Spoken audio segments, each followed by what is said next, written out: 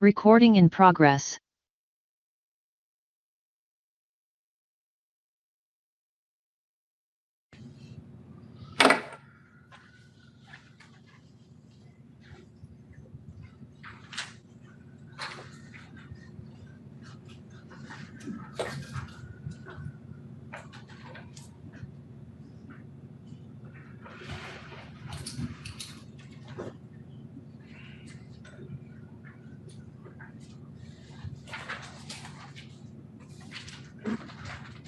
Whenever you're ready, sir.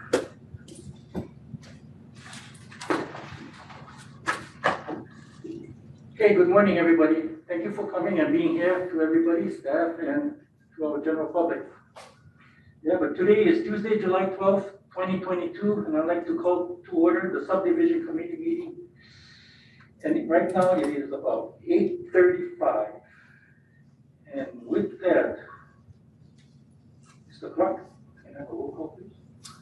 Roll call, Mr. Chair. Commissioner DeGracia. Here. Jericho. Here.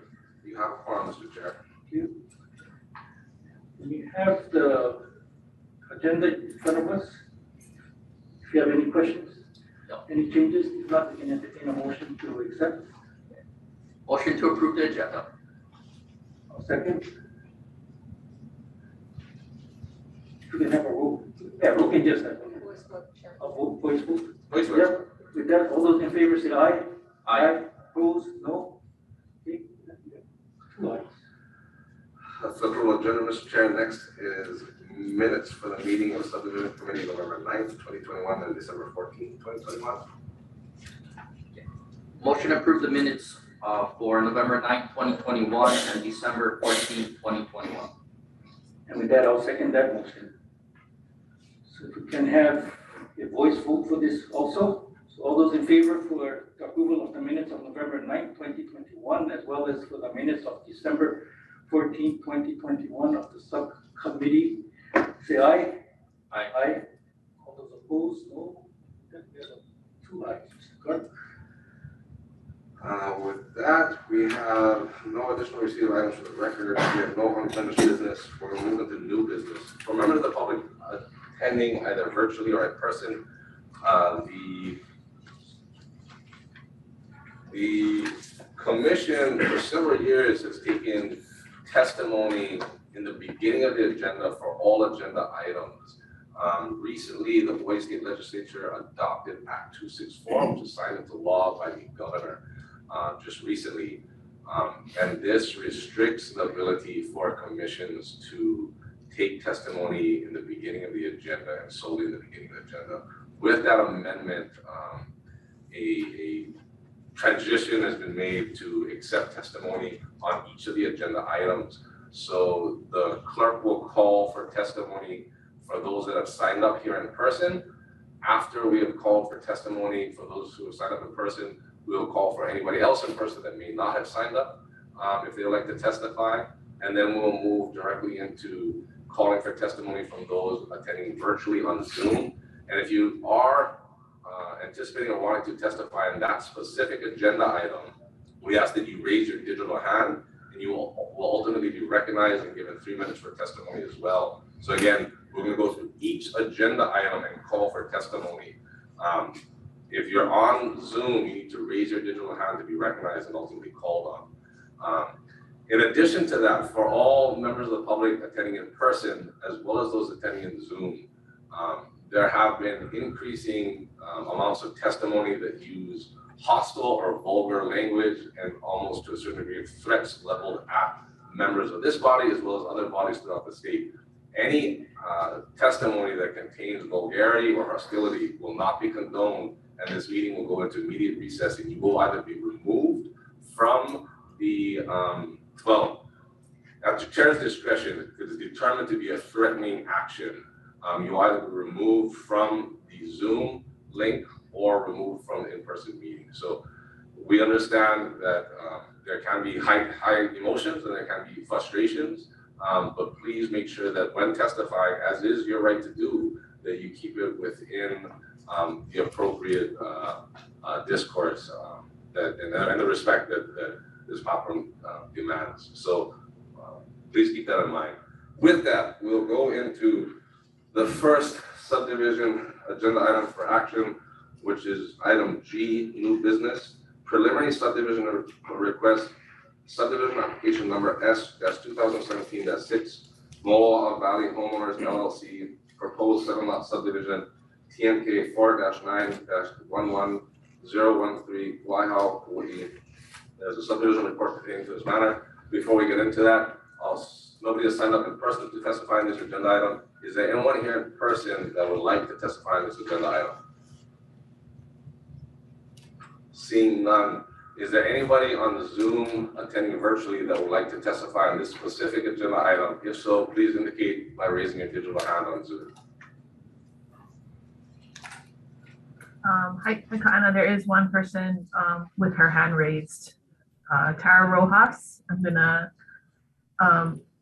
allow the ability for you on your side to accept to join as panelists. Please enable your audio video when you have a chance, and then you may begin your testimony.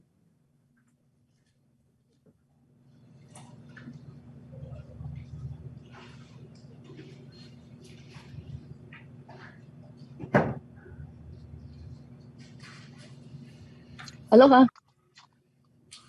Go ahead, Ms. Rojas, you have 3 minutes Okay. for testimony. So we are commenting on, I'm trying to get the agenda ready, G. Is this the G, the director's report for special management area permit?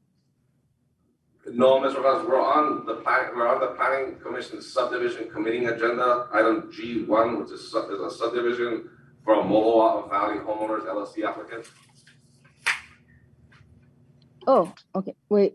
You know, I wanted to say this, so I'm gonna start my testimony right now. But I wanna say this. Any more applications for proposed subdivisions, please, aole, no to them. This has been going on for years and just enough is enough.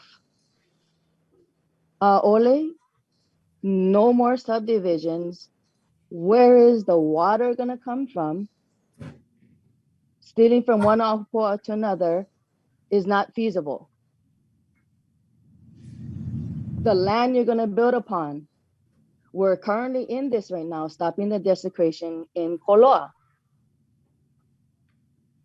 This is wrong. You know it's wrong. Stop check marking, approving, rubber stamping these items through. And I'm gonna say this, tomorrow in Maui, for the Council of the County of Maui, Climate Action Resilience and Environment Committee, I'm just to let you know, there's a formal investigation. And on the agenda is resolution to conduct a formal investigation of the Planning and Public Works Department tomorrow at 9 a.m. You heard in the news last meeting, the corruption of the Department of Permanent Planning. What's happening? So corruption, definition of corruption, dishonest or illegal behavior, especially by powerful people such as government officials or police officers. B, inducement to wrong by improper or unlawful means, such as bribery. I would like to, and I will comment on the other items, but for right now, for this one, I'll leave it at that. Any of these subdivisions, Moloa'a in Kauai, Kauai, the McBride Sugar Company, LLC, in Wahiawa, Koloa, Kauai, the Tim Beckman and Myra Hess, a proposed 4-lot consolidation and subdivision in Koloa, Kauai, the proposed 5-lot subdivision, Kauai, Kauai, proposed 3-lot subdivision, Kapa'a Homesteads, final subdivision map approval, Koloa, oh, the 2 A and B in Koloa, 6 A and B. Ole, stop this now. Stop rubber stamping. I mentioned to you all about the general plan for Kauai that was in 2018, and it mentions that, nor is the amount of the housings, available for locals and the water and the 3 land. minutes, please wrap up your testimony. Okay, so Aole. Thank you. If there's anybody else attending virtually that would like to testify on this agenda item, again, we're on agenda item G1A, subdivision application number S-2017-6, Moa Valley Homeowners LLC, proposed 7-lot subdivision TMK 4-9-111013, Kauai, Kuwait. This is a preliminary subdivision extension request. If anybody attending virtually would like to testify on this agenda item, please indicate so by raising your digital hand.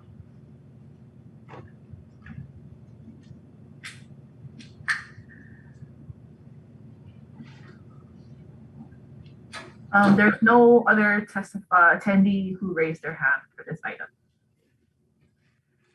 With that, I'll turn it over to Kenny for the report concerning this agenda item. Morning, Commissioners. I'll read the report or summarize the report for the record. The proposed development involves a 6-lot subdivision and 1 roadway lot. The application was granted tentative approval by the Planning Commission on May 9, 2017, and the applicant's request is the 4th extension of tentative approval. The subject property is situated in the Moloa area, and the section of the subject property is abutting Computer Highway. The total area involved is approximately 190.9 acres, 0.09 acres, within the county open district and within the state land use agricultural district. The surrounding parcels are county's own open district, with the exception of the parcels to the southeast that are within the county agricultural district. All surrounding parcels are within the state land use agricultural district. As represented, the applicant has submitted pre-final subdivision maps and has already received final subdivision map approval recommendations from the Department of Water, the County Housing Agency, and the State Department of Health. The applicant is currently working on resolving conditions 1H and 1J of tentative approval relating to roadway improvements on Lot 7. The applicant is intending to post a bond for completion and is working with the Planning Department and the Department of Public Works in getting the matter resolved. It is recommended that an extension until May 9, 2003 be granted to obtain final subdivision approval.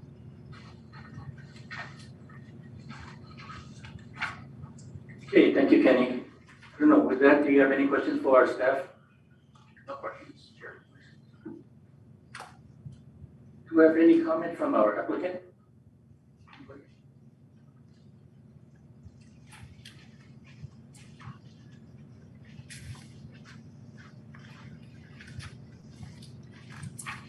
Good morning, Commission.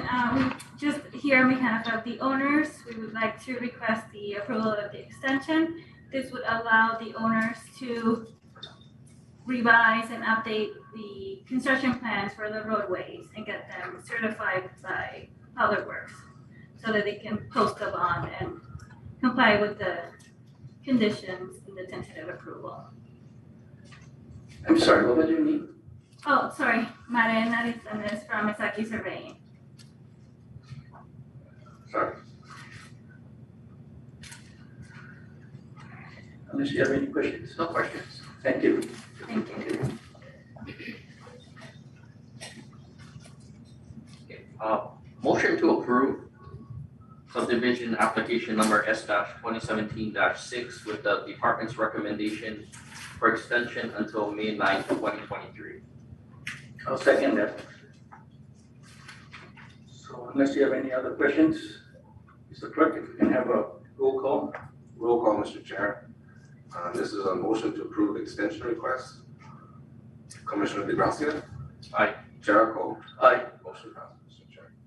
Moving on, we have item G1B, subdivision application number S-2019-3, McBride Sugar Company LLC, Sunset Strip Properties LLC, proposed 19-lot consolidation and re-subdivision into 2 lots, TMK 2-4-016001 through 019. We do have a subdivision report pertaining to this matter, but before that, we'll turn to public testimony. There's no individual signed up here in person to testify on this agenda item.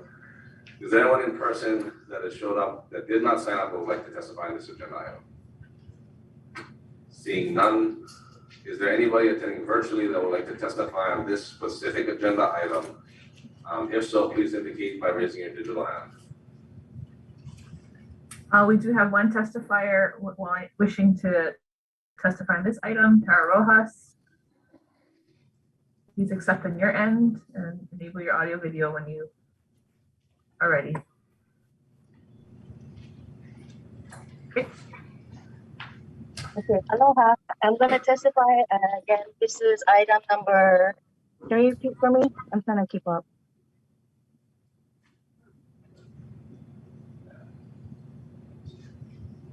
Which item number is this? Is that agenda item GB? Subdivision application number is S-2019-3 for an extension request. Okay, you know what? And I need to look. I'm gonna see this for, I'm gonna start my testimony now.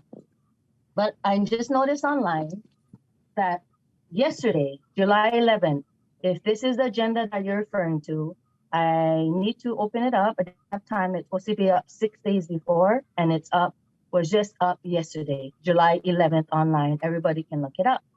So I'm going to regarding the subdivision approvals, because again, I don't have it in front of me right now. But all I know is this: I hear subdivision approval. I just spoke and testified earlier. I'm going to speak for this one now. Again, when I went in person, the last meeting, and it was trying to explain that these were, it's just like going through the motion. You guys had already proved it. What's the point of these meetings? I'm going to say it again. Enough is enough. Aole to any more new subdivisions. Proposed 7-lot subdivision. I have it here. Kauai Hau, Koloa Kauai, Kapa'a Homesteads. Stop. You know that there's 3 million gallons of water being leaked, unaccounted for, since April or before. April, May, June, July. 3 million gallons of water that they cannot find where it's coming from. Where is the water coming from? From people on Kauai. I'm hearing that you guys are diverting from one ahupua'a to another. That is hewa. That is wrong. Water. Any more subdivisions? I looked online. I looked at the real estate people, who are selling these lots. I looked at the prices of the Koloa housing, that there are lawsuits because it's built on the cave system. Yeah, that the house and foundation have come there. There's lawsuits. There's a current situation and lawsuit that we have against y'all, the county of Kauai, for the same thing, desecration of the Koloa, Kauai Noa Koloa, advertising it that's not even built, and it's on cave system. The work should be stopped. So all of this needs to stop now. And if you are going to the motions from a May meeting or something, we're just going to approve it. Find a way to stop these approvals. Ole, I oppose. The people of Kauai oppose. The general plan of Kauai 2018 opposes all of this. These housings are not for locals, not for residents, not for Kanaka Maoli. 2 minutes. Yeah. So the water, the aina it's built on, the iwi kupuna should have stopped all of this already. And I'm going to mention again, tomorrow at 9 o'clock, Maui County, there's going to be a formal investigation about corruption. So I'm letting you know now, please stop approving these new subdivisions. Keep Kauai. Kanaka Maoli deserve first priority for these lands, the aina, the vine. Yep. And so I'm testifying right now on this. Aole, stop rubber stamping, approving these hewa subdivisions. Mahalo. Are there any other members attending virtually on Zoom that would like to testify on this specific agenda item?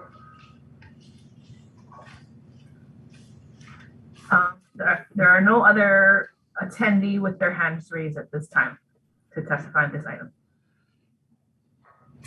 With that, I'll turn it over to Kenny for the staff report. Mr. Clerk, before we move forward, a statement was made that I guess the posting of the agenda was just put up yesterday. And I believe that I also looked at it, and I thought I saw it on last week, Tuesday or Wednesday. Is that correct? Yeah, both the subdivision and the planning commission agenda were posted last week. Last week, Wednesday, it was out there. the 6 days. Yeah. So I guess that should clear it up for the rest of the agenda regarding posting. Correct. Okay, I'm sorry. If I could also just, with some of the statements are being made, because they're being made continuously, I understand a lot of frustration is going on for members of the public that are watching the events unfold here at the Planning Commission. So I wanted to lend some clarity to this sort of process as it relates to Planning Commission review and approvals, to permit applications, as well as to subdivisions, because it's actually two very different paradigms. When the commission is reviewing use permits in its purview, there is a compatibility issue. Whenever you see use permits, and that's generally the vast majority of applications you see for the Planning Commission are use permits. And there's a compatibility issue in saying that this proposed use is a higher intensified use than is generally permissible in the respective zoning district. And each one of the planning commissioners in their purview and in their discretion will determine whether or not that use is compatible with the surrounding area. And that is standard for applications before the commission. That is very different from subdivisions. In fact, Kuwait is the only island that holds subdivisions in a public hearing format. And I will say it's for better or for worse, because quite honestly, and much to the previous testifier's comments, there's just a need to stop reviewing and approving subdivision applications. When it comes to subdivision applications, per the law, and this is inherent within all subdivision regulations throughout the state of Hawaii, there is no compatibility component to the Planning Commission's review. The Planning Commission functions as a clearinghouse when it comes to subdivisions. So the Planning Commission accepts these applications, and insofar as they meet the lot parameters and design standards set forth in the subdivision ordinance, the commission is essentially required by law to approve that tentative approval. And then what happens after that is the application is further reviewed by various agencies, including the Department of Health, the Public Works Engineering Division, and has been brought up multiple times, the Water Department concerning water issues. And the applicant for a subdivision is needed to meet all of those requirements from the infrastructure agency standpoints before coming back to the Planning Commission. Once they have met all those infrastructure requirements, including but not limited to water, and the Water Department says they are clear to go, when they come back with all of those approving comments from the respective infrastructure agencies, the Planning Commission is actually duty bound by law to approve the application. There is no discretion in these. And I can see that there's frustration happening and there's objections to the approvals. But again, pursuant to the law, the Planning Commission is required to approve these things once they're able to meet the lot requirements and the infrastructure requirements. They can they have no power in the same way that a planner doesn't have the power, as long as you meet setback standards for a single family dwelling on your property, is required to approve these things. So again, I can understand and I can sympathize with the frustration, but just expecting the commission to deny a subdivision application based off of testimony, again, I hear the frustration, but there is no legal way for the commission to do it. And it's very different again from a use permit application where public testimony is provided and that the commission will use that testimony to vet out whether or not a proposal is compatible with the surrounding area. But again, that threshold does not exist for subdivision applications. So I just want to make that statement of point of clarification. I have a feeling that we're going to be, having a fair amount of input from the public as we continue forward, because we've got a few more subdivision applications, but those are the bare facts. Again, sorry for that, and I'll turn it over to Kenny for the report. So Mr. Clerk, if I understand this correctly, subdivisions, there's very little discretion to be used as applications come forward, as opposed to the regular permits, The use permits. the use permits that come through. And this is all set out in charter itself. So to change it, we needed to change it. If we wanted to change it, that would need to be a charter amendment. We'd have to actually go through a vote, not through the council, but through the residents. Subdivision standards are established both in charter as well as the subdivision ordinance. So there's ways to amend the regulations overall. It just depends to what level and what degree. But the whole process is laid out in the charter code through both the charter as well as the county code. Thank you. Let's see that. I'll summarize the report for subdivision S-2019-3, McBride Sugar Company LLC, Sunset Sugar Properties LLC. The proposed subdivision consolidates 19 lots of the Bridgewood Phase 2 subdivision and re-subdivides into 2 lots within the agricultural and open zoning districts. The application was granted tentative approval by the Planning Commission on November 18, 2018, and the applicants requested a second extension of tentative approval. In further evaluating the proposal, the subject property was originally reviewed through subdivision application number S 1993-50, Bridgewood Phase 2 subdivision that received final subdivision approval on February 8, 2011, and established 14 lots and 5 roadway lots. Since that time, the former landowners, McBride Sugar Company LLC, did not develop the required infrastructure improvements and have sold the properties to Sunset Strip Properties LLC. Currently, the new landowners do not intend to develop the properties, but rather have the properties as a whole. To date, the subdivision has received final approval recommendations from the County of Kauai Department of Public Works Engineering Division and the State Department of Health. The applicant has represented that they have satisfied the requirements of the State Department of Transportation. However, the department is still awaiting their final approval recommendations. Currently, the applicant is diligently working to resolve the various requirements of the County Department of Water and have requested an extension of time to actively pursue completion of the subdivision project. It is recommended that an extension until November 18, 2022 be granted to obtain final subdivision approval. Thank you, Mr. Estes. No questions, no questions. Do we have any comments from the applicant? Please step forward.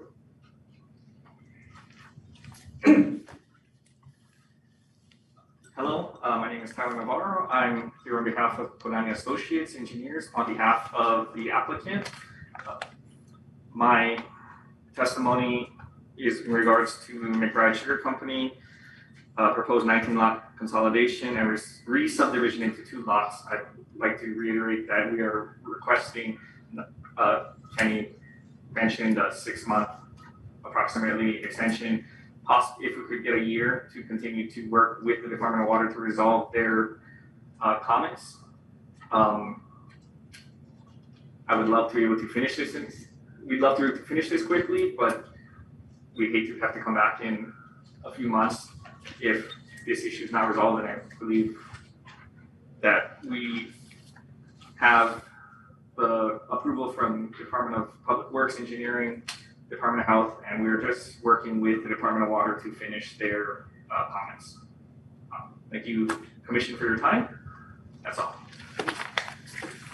Just one question. Are you asking for an extension of 1 year to meet? If the Department of Planning is willing to grant us that and the Commission is willing to vote on that, then I'd like to request that. I have a question for the department. If you could comment on that time frame from 6 months, which is the recommendation, to a year out.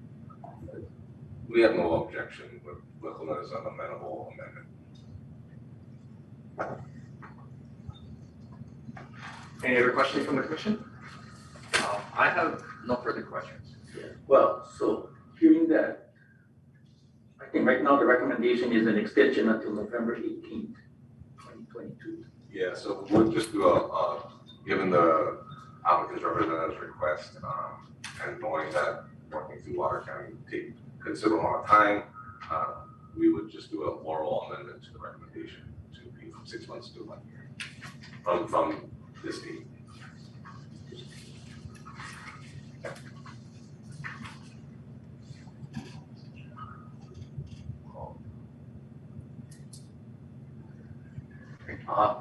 With that, can I make a motion, Chair? Yes, please.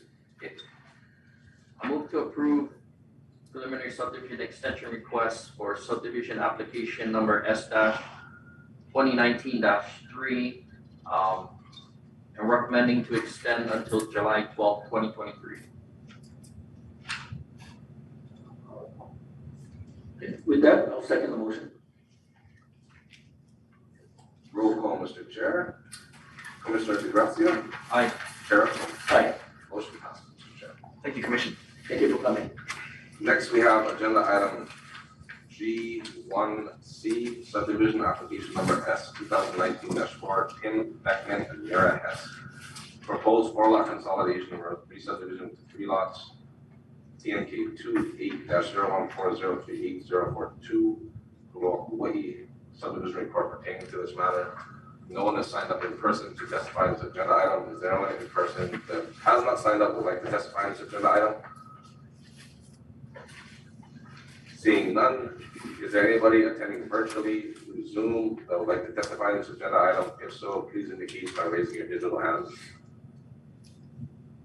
We do have one individual with their hand raised to testify. Hey, yeah, Judy, if you could please identify the individual and Tara Rojas. Wait, enable your audio and video when you have. Okay, so aloha, I'm going to use this as a record of my speaking up and speaking out about this. You know, I need to reread the transcripts again. I'm not quite sure. I don't have the time to like process right now all you said about the approval or how it works process. However, I did hear 2 things. First thing, you said that yes, you can if it's by charter, but there's a way to amend it. So go ahead and pause these decisions to look at how you can amend automatic rubber stamping of these approval. Now you said something about yes, but by the charter and how it's stated that we just gotta approve it whatever by law by the charter. Ms. Ross, if you could please limit your testimony to the specific agenda item listed. Yes, it is. I'm going to it. That's my roundabout way kind of getting to what I'm going to say regarding the subdivision. It's related. And so, wait, let me get back on track. And so from what you just said regarding the charter that by law, the subdivision, you have to approve these subdivision applications. Now I did hear that if it's, what was the word you used? If it's not applicable, but the surrounding area compatible, if it's compatible to the surrounding area. Now, what I keep hearing, and this is the issue with these subdivision applications, I don't know how it's written in your guys' charter or whatever, but please amend it. Something about if these applications are compatible with the surrounding areas. Now, I keep hearing, and I heard just the previous one, agriculture. It's compatible with the surrounding area, agriculture. What are these houses doing in agriculture areas? The last meeting, the previous meeting to that, like the consecutive meetings I've been on, it's where you guys been approving and like even special permits to change from agriculture to industrial for that HRM or that industrial industry to build, I don't know, housing material, which is kind of related to all these approvals you guys are doing now. The whole public in person, they said no, and you guys approved it. I don't know you guys process on that too. So again, if there's a way to halt, stop, postpone these decisions for the sub-approval that you gotta approve because the charter, but that you can amend, because housing in agriculture areas are not compatible. Agriculture is agriculture. Enough with these changing special use permits too, other than agriculture. They were designated agriculture for a reason. Now, what's going to be on the subdivision meeting or the main meeting about accommodating for climate change, a shoreline area, then the one, don't build the houses on the shoreline. 2, for not even local residents, they're $1 million mansions. 2, these houses should not be built because they are built on cave systems in which house Ibi Kupuna, which should have stopped this work from I don't know how many years, decades ago. So again, tomorrow night, there's going to be at the Maui meeting, the resolution for the formal investigation to this corruption. I do have to say I'm going to be on the Kauai County Planning Committee mission as well. Okay.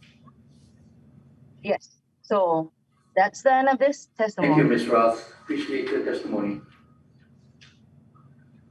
Is there anyone that would like to testify on this agenda item attending virtually? If so, please indicate by raising your virtual hand. Next, we do have Kiara Rodriguez. I'm gonna promote you to panelist. Please accept on your end. You may enable your audio video when you're ready.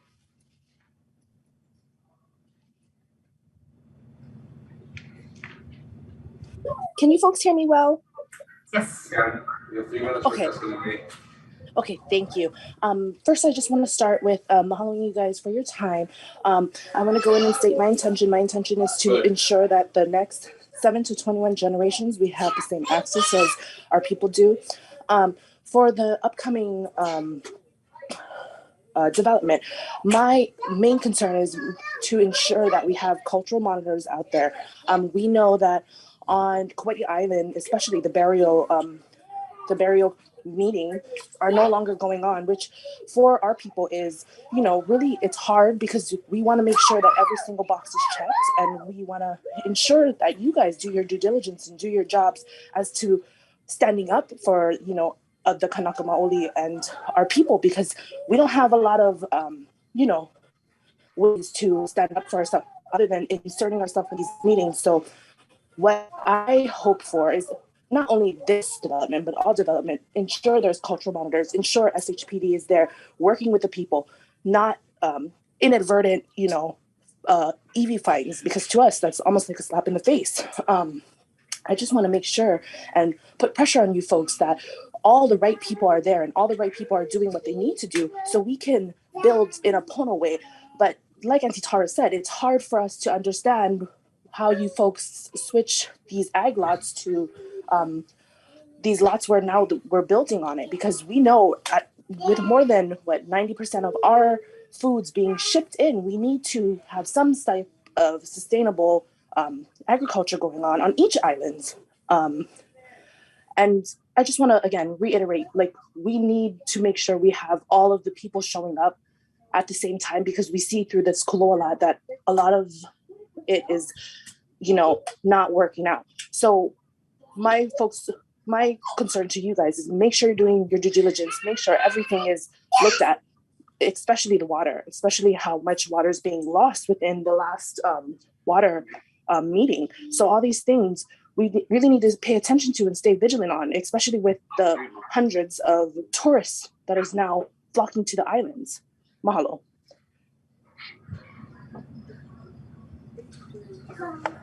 Is there anyone else attending virtually that would like to testify on this specific agenda item, again for Tim Beckman and Mira Hess, 4-lot consolidation of re-subdivision? If so, please raise your digital hand.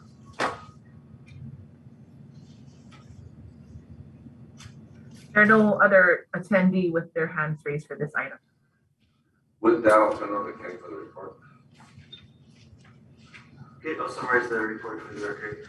The proposed development involves a boundary adjustment that consolidates 4 existing lots and re-subdivides into 3 lots within the open zoning district.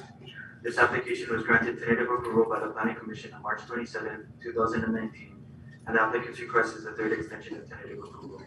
The subject property is located along the Moka side of Poipu Road and adjacent to Poipu Beach Estates residential subdivision.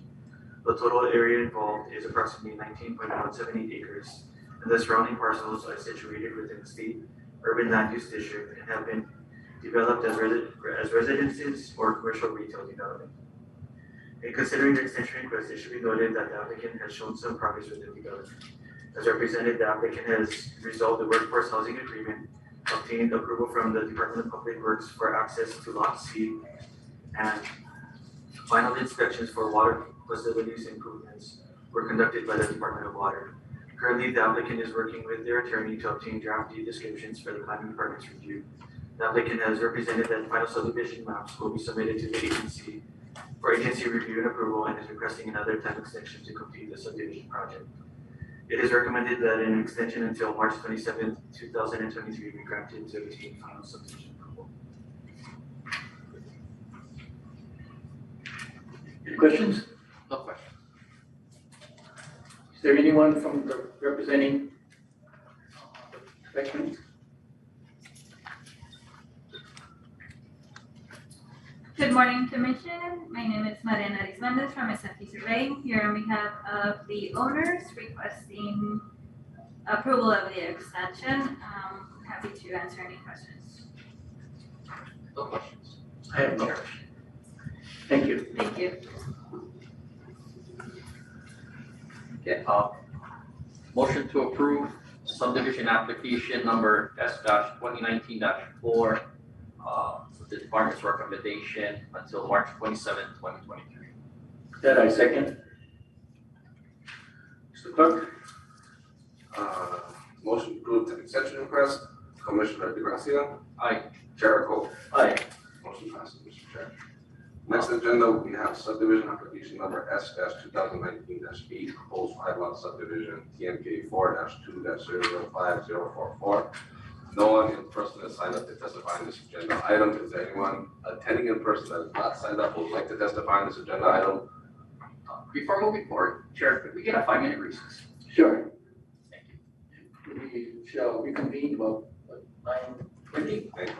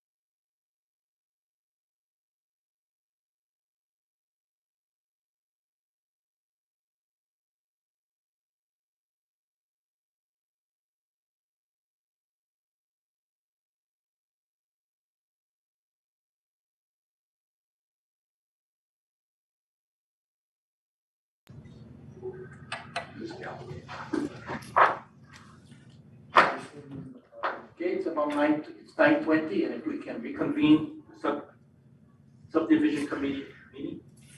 So again, we're on subdivision application number S-2019-8 for TMK 4-2-005044, and this is an extension request. We have no members in the public that want to testify in person, so if there's any members attending virtually that would like to testify, please indicate so by raising your digital hand. There's no other attendee at this point with their hands raised wishing to testify in this item. Thank you. With that, Kenny, if you want to provide the department's report. Summarize the report for the record. The proposed development involves a subdivision of a parcel into 5 lots in Wailoa Homesteads area. This application was granted tentative approval by the Planning Commission on January 22nd, 2019, and the applicant's request is a third extension of tentative approval. The subject property is situated in close proximity to the Kuwait Road and Kamalu Road intersection in Wailoa Homesteads, and the total area involved is approximately 10.818 acres. The subject property is County Zone Residential District R2 and Open District, and is within the State Land Use Rural District. The surrounding parcels to the north and west are also County Zones Residential District R2 and Open District, and are within the State Land Use Rural District. In considering the extension request, it should be noted that the applicant has made some progress in addressing the requirements of the subdivision. As represented, the applicant has resolved the workforce housing agreement and is actively working to resolve the infrastructure improvements with the County Department of Water and Public Works Division. Based on the foregoing circumstances, the applicant's reasons are justifiable and no reasons are foreseen in granting the extension request. The Department of Public Works and Water have no objections to the request. It is recommended that an extension until January 22nd, 2023 be granted to obtain final subdivision approval. Thank you, Mr. Assis. Mr. Commissioner, do you have any questions for staff? No questions, Chair. Do you have any questions for, if there's an applicant representative? If you have, no, I guess if you have any questions, or if you wanted to make a statement. If you don't have any questions, then I think we just move to the motion. I have no questions, yeah. Unless you wanted to say anything. Okay, so if not, I think we can entertain a motion at this time. I move to approve subdivision application number S-2019-8. I second. Extension request. Approve extension request for subdivision application number S-2019-8. I second. Good, roll call. Commissioner DeGracia. Aye. Commissioner Chair Cole. Aye. Motion passes, Mr. Chair. Moving on to item G1, subdivision application number S-2020-9, proposed 3-lot subdivision for TMK 4-4-013002. We have no one in person signed up to testify. Is there anyone in person that is not signed up to testify that would like to testify in this agenda item? Seeing none, is there anyone attending virtually that would like to testify on Zoom? If so, please indicate so by raising your digital hand.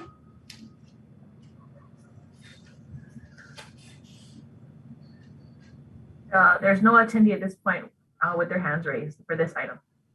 With that, Kenny, would you report for this agenda item? Summarize the report for the record.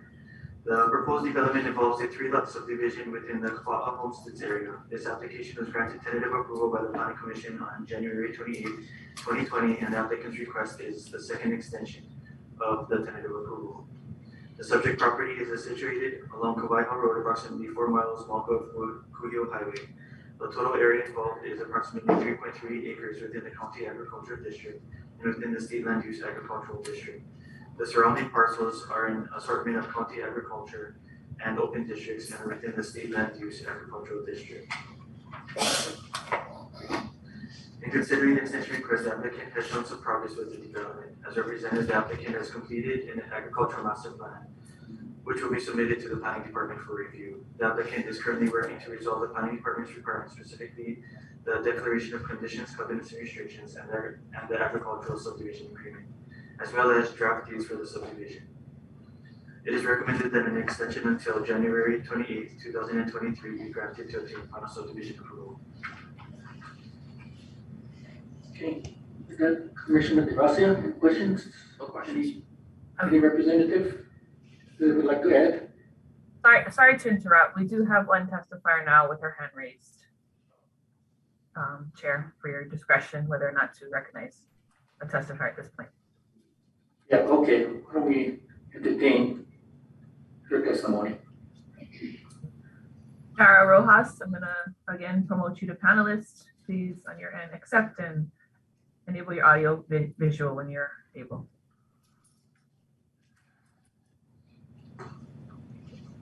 Okay, aloha. Ms. Ross, you have 3 minutes to testify, but I'd like to note for the record that you've been asked several times to hear a testimony specific to the agenda item listed. And to note, your testimony in previous agenda items has been unduly repetitious and immaterial to the specific agenda item. So please keep your testimony specific to the agenda item. Thank you. Okay, so we're on S 2020-9, right? Yes. Yes. Okay. So regarding S 2020-9, the proposed 3-lot subdivision, the Kauai homesteads, and I don't recall if there's, if I'm repetitious, that's okay. You know how they say you need to hear something like about 7 times for it to register. But anyhow, I just want to mention, I kind of missed what happened. But if, I oppose, and I would like for you to postpone making the decision on this and amend it in your charter. But one quick note, if you're having conversations about the matter behind closed doors while we're still doing the agenda items, that's a sunshine law violation, like file ethics violation, approving without considering public testimony. So just want to make sure that, you all as well are following your own rules, yeah? And if you can explain what sunshine law is as well. But that's my testimony regarding this, that any of these subdivisions, Ole, it's not in line with the general plan. So I don't know if this was in your May meeting that you guys have improved this according to your charter that you should amend. Please look at the Kauai general plan before you even approve any of these, because housing is not compatible for agricultural land. And to stop approving and changing and doing special use permits from agricultural to residential, agriculture to industrial. So like I said, you guys know your laws and charters. If you need to revise them, revise them. If you need to postpone the subdivision S 2020-9 to keep it on track, oppose it, delay it. So you have time to really think about your guys' actions and what you're doing that really follow your own law to the T. Because I will be commenting as well in the Kauai Planning Commission meeting, which will be, happening right after this. But I'll wait for that as well. Mahalo. And if you can explain what sunshine law is.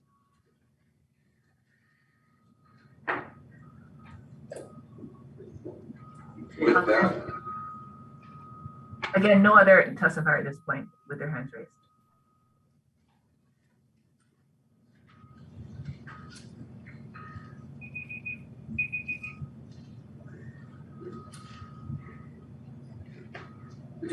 Anybody would like to testify from the public on behalf of the applicant for any further comments, concerns? No? If not, Mr. DeGracia, ready for motion? Yeah. I'll move to approve extension request for subdivision application number S-2020-9. I'll second that. Sorry about that. Roll call. Commissioner DeGracia. Aye. Jericho. Aye. Motion passes. Next agenda item is 2A subdivision application number S-2021-6, proposed 2-lot subdivision for TMK 2-6-017045. We don't have anybody signed up in person to testify on this agenda item. Is there anyone in person that has not signed up who would like to testify on this agenda item? Seeing none, is there anybody attending virtually that would like to testify on this agenda item? If so, please indicate by raising your digital hand. You have one testifier or attendee on Zoom wishing to testify, Tara Rojas. Enable your video and audio on your end.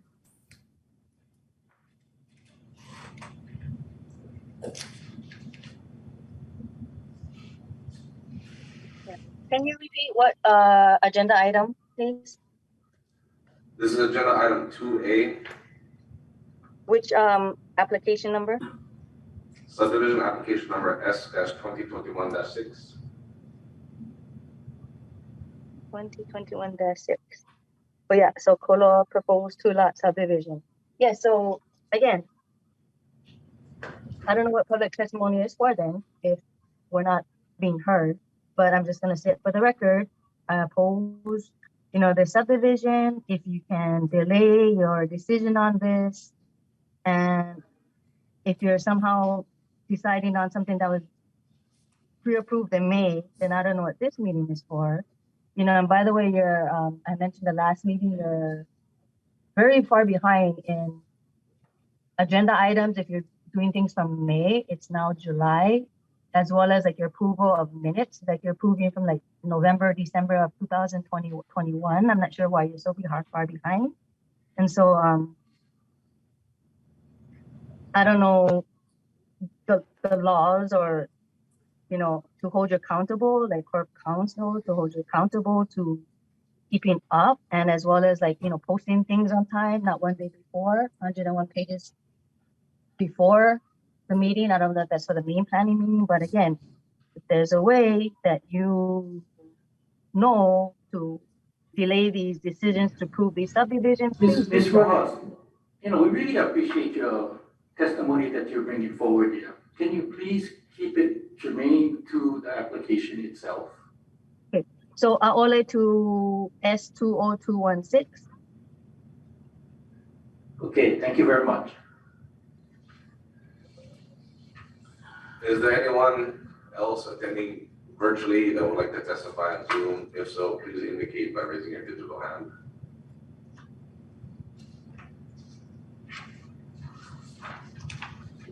No other attendee with their hands raised for this item. With that, I'll turn it over to Kenny for the director's report pertaining to this matter. The proposed development involves a 2-lot subdivision within the County Residential District R4. The subject property was originally part of Kuwait Residential Subdivision Phase 2C, which was subdivision application number S2012-7 that was approved by the Kauai Planning Commission on April 24th, 2012. Here we have received final recommendations from the Department of Public Works Engineering Division, the County Department of Water, and the State Department of Health. The planning department is recommending final subdivision approval.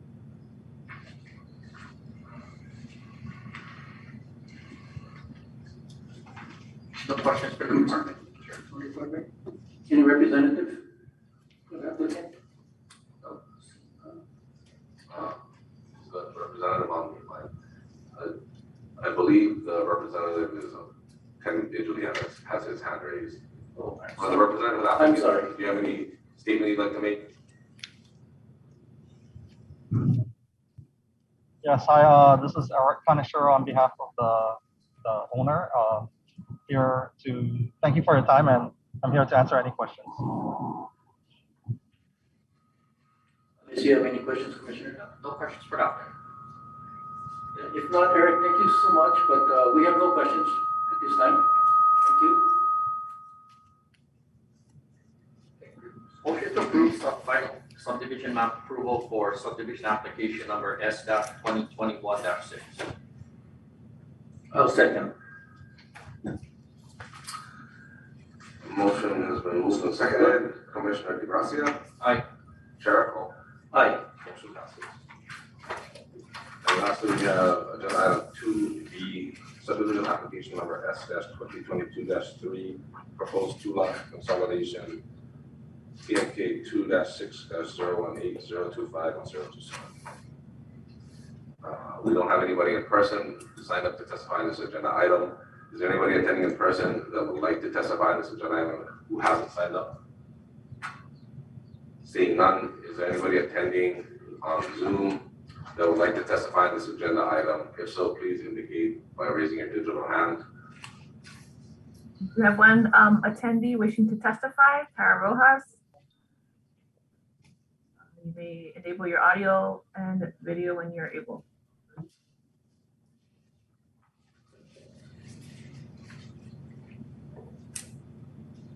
Okay, so I am gonna say I oppose and Aole, and please delay the decision for approving kind of the S2022-3 in Kolo Kauai, the proposed lot consolidation.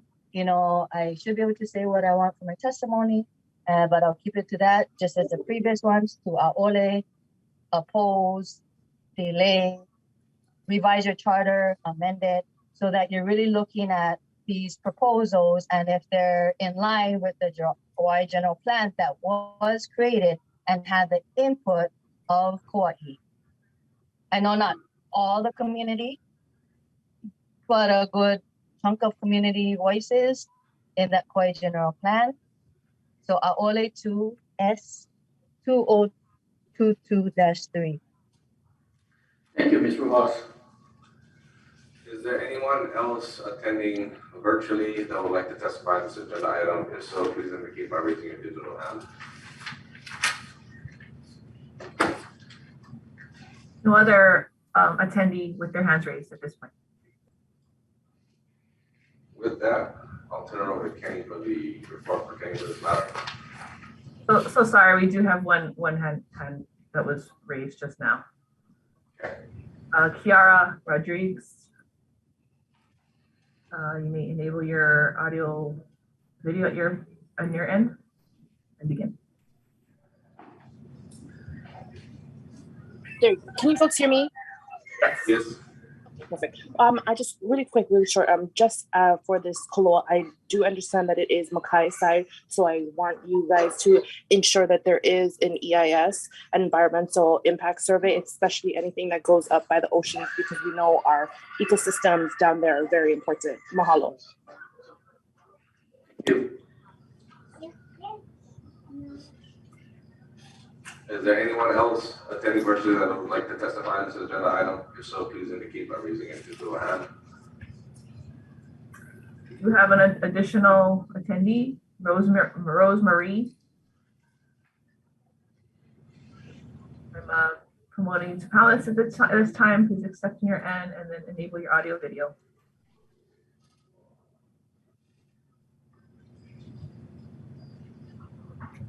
You may have to unmute yourself.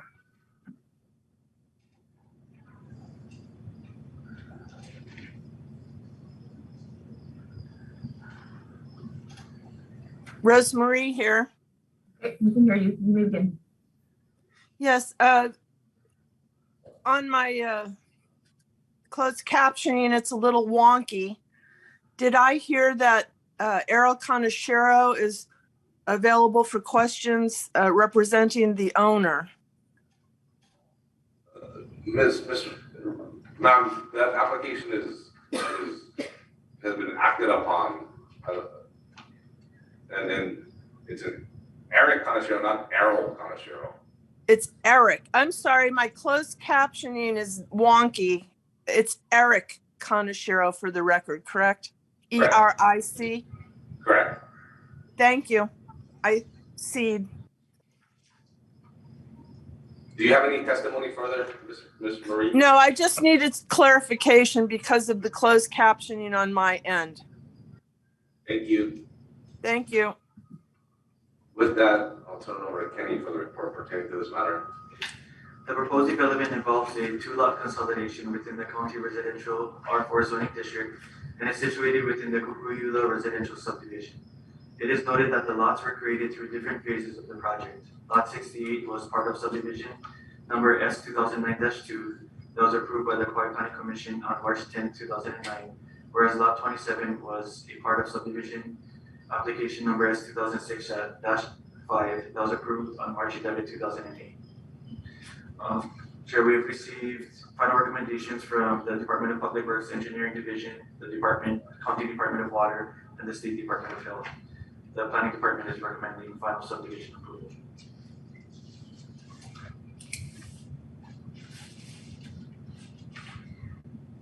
With that, do we have a representative for the applicant? Yes, hi, this is Eric Kaneshiro again, representing the owner. Here to answer any questions. No questions, Chair, for the department or applicant. Okay, thank you, Mr. Kaneshiro. We have no questions at this time. So if we can entertain a motion. Motion approved. Final subdivision map approval for subdivision application number S-2022-3. I second. Motion has been moved and seconded. Roll call, Commissioner DeGracia. Aye. Jericho. Aye. Motion passes, Mr. Chair. We have no executive sessions. And with that, we're ready for adjournment. Motion to adjourn. You know, before we adjourn here, I was wondering whether I could just say that, you know, I've been on the commission for about a year now. And I still kind of trying to figure out the process that goes through, but it just, you know, there's several comments that have been made about the diligence of the department and the work that goes through in terms of all the applications that pass through the department and eventually ends up with the commission here. And from being here for about a year now, you know, I just wanted to make mention in the fact that, you know, it's incredible the work that the department does and the staff does and the time and the effort that they put into each application here. That's why it's kind of very disturbing in my mind to hear the fact that, that it seems like more work should be put into this and more time and more care and more efforts and more diligence in the time in the work. But, you know, just having the mic right here, I just wanted to say that I think you guys do great work.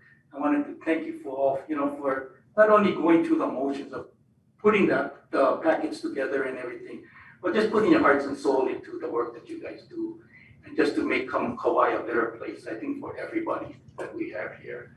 So with that, I'll second your motion to adjourn. And all those in favor? Aye, aye. Aye. With that, we're in adjournment.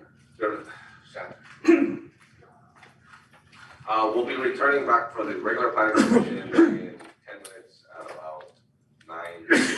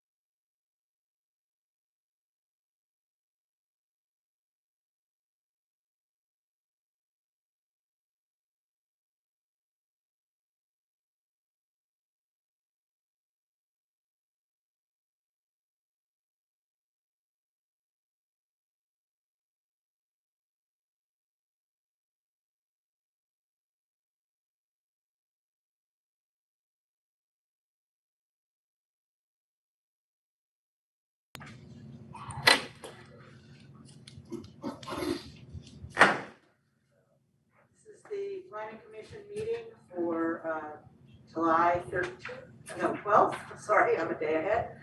2022 is now coming to order. Thanks for those of you who are here, both the staff, the commission, and the public. Thank you very much. Roll call is next on the agenda. Roll call is next on the agenda, Madam Chair. So roll call, Commissioner Acol. Here. Commissioner Apiza. Here. Commissioner DeGracia. Here. Commissioner Otsuka is excused. Chair Cox. Here. You have a quorum, Madam Chair. Next up, we have the approval of the agenda. The department does have a request that the the department requested the amended, the department requests that the agenda be amended so that L1 directly follows F4A, which is a respective public hearing, and L2 directly follows FB, which is also a public hearing. Entertain a motion. Okay. I move we amend the agenda as suggested. Do you have a second? Second. Hughes moved and seconded. The discussion, if not, I think a voice. All those in favor? Aye. Aye. Any opposed? Okay. Next, we don't have any receipt of items for the record. We have no hearings and public comment for agency hearings or 15 public hearings. As I previously stated, in the subdivision committee meeting, for several years, the Planning Commission has entertained public testimony at the very beginning of the agenda to accommodate essentially for time when there are lengthy agendas.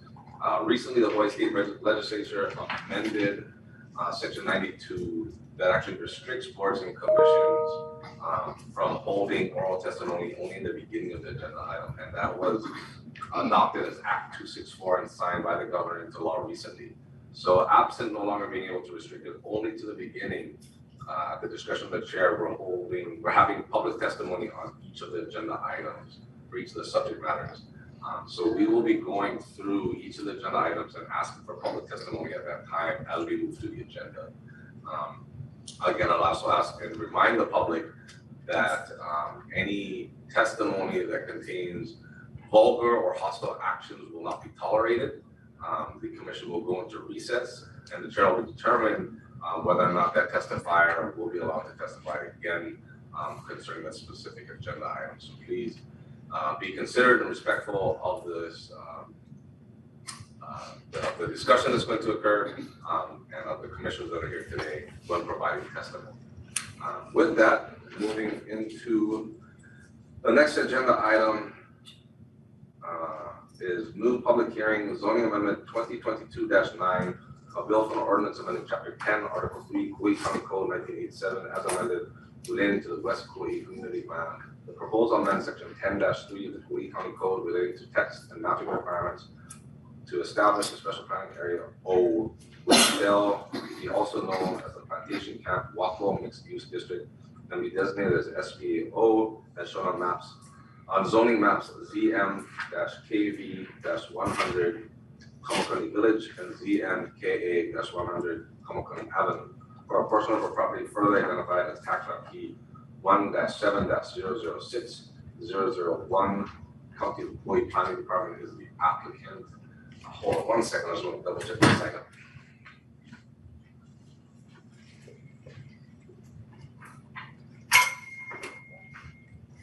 Any sign up? Any sign up?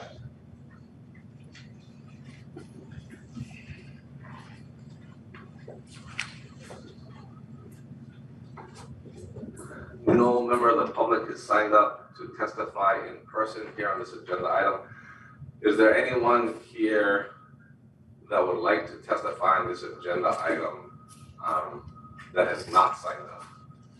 And I know the landowners have representatives and we'll be bringing you folks up as part of our discussion, but is there anybody else that would like to testify on this agenda item that has not signed up and is here in person? Seeing none, do we have anybody attending virtually that would like to testify on this agenda item? If so, please indicate by raising your digital hand.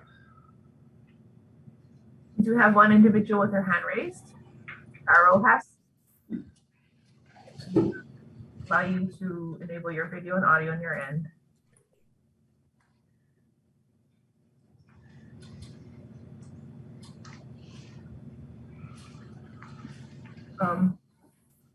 Please accept on your end, and then you're able to enable your audio and video and begin your testimony. Could you please repeat which business item? I know you did a change, that's why I was trying to catch it. What are we coming on right now, L1? Well, this is item 4A, zoning amendment 2022-9. Zone A 2022. Okay, the West Kauai Community Plan. Yep. Yes, okay, so this is, yes, I am gonna, and it's new business. Awesome, okay, so my testimony regarding this is, again, there is a conflict of interest right away on this.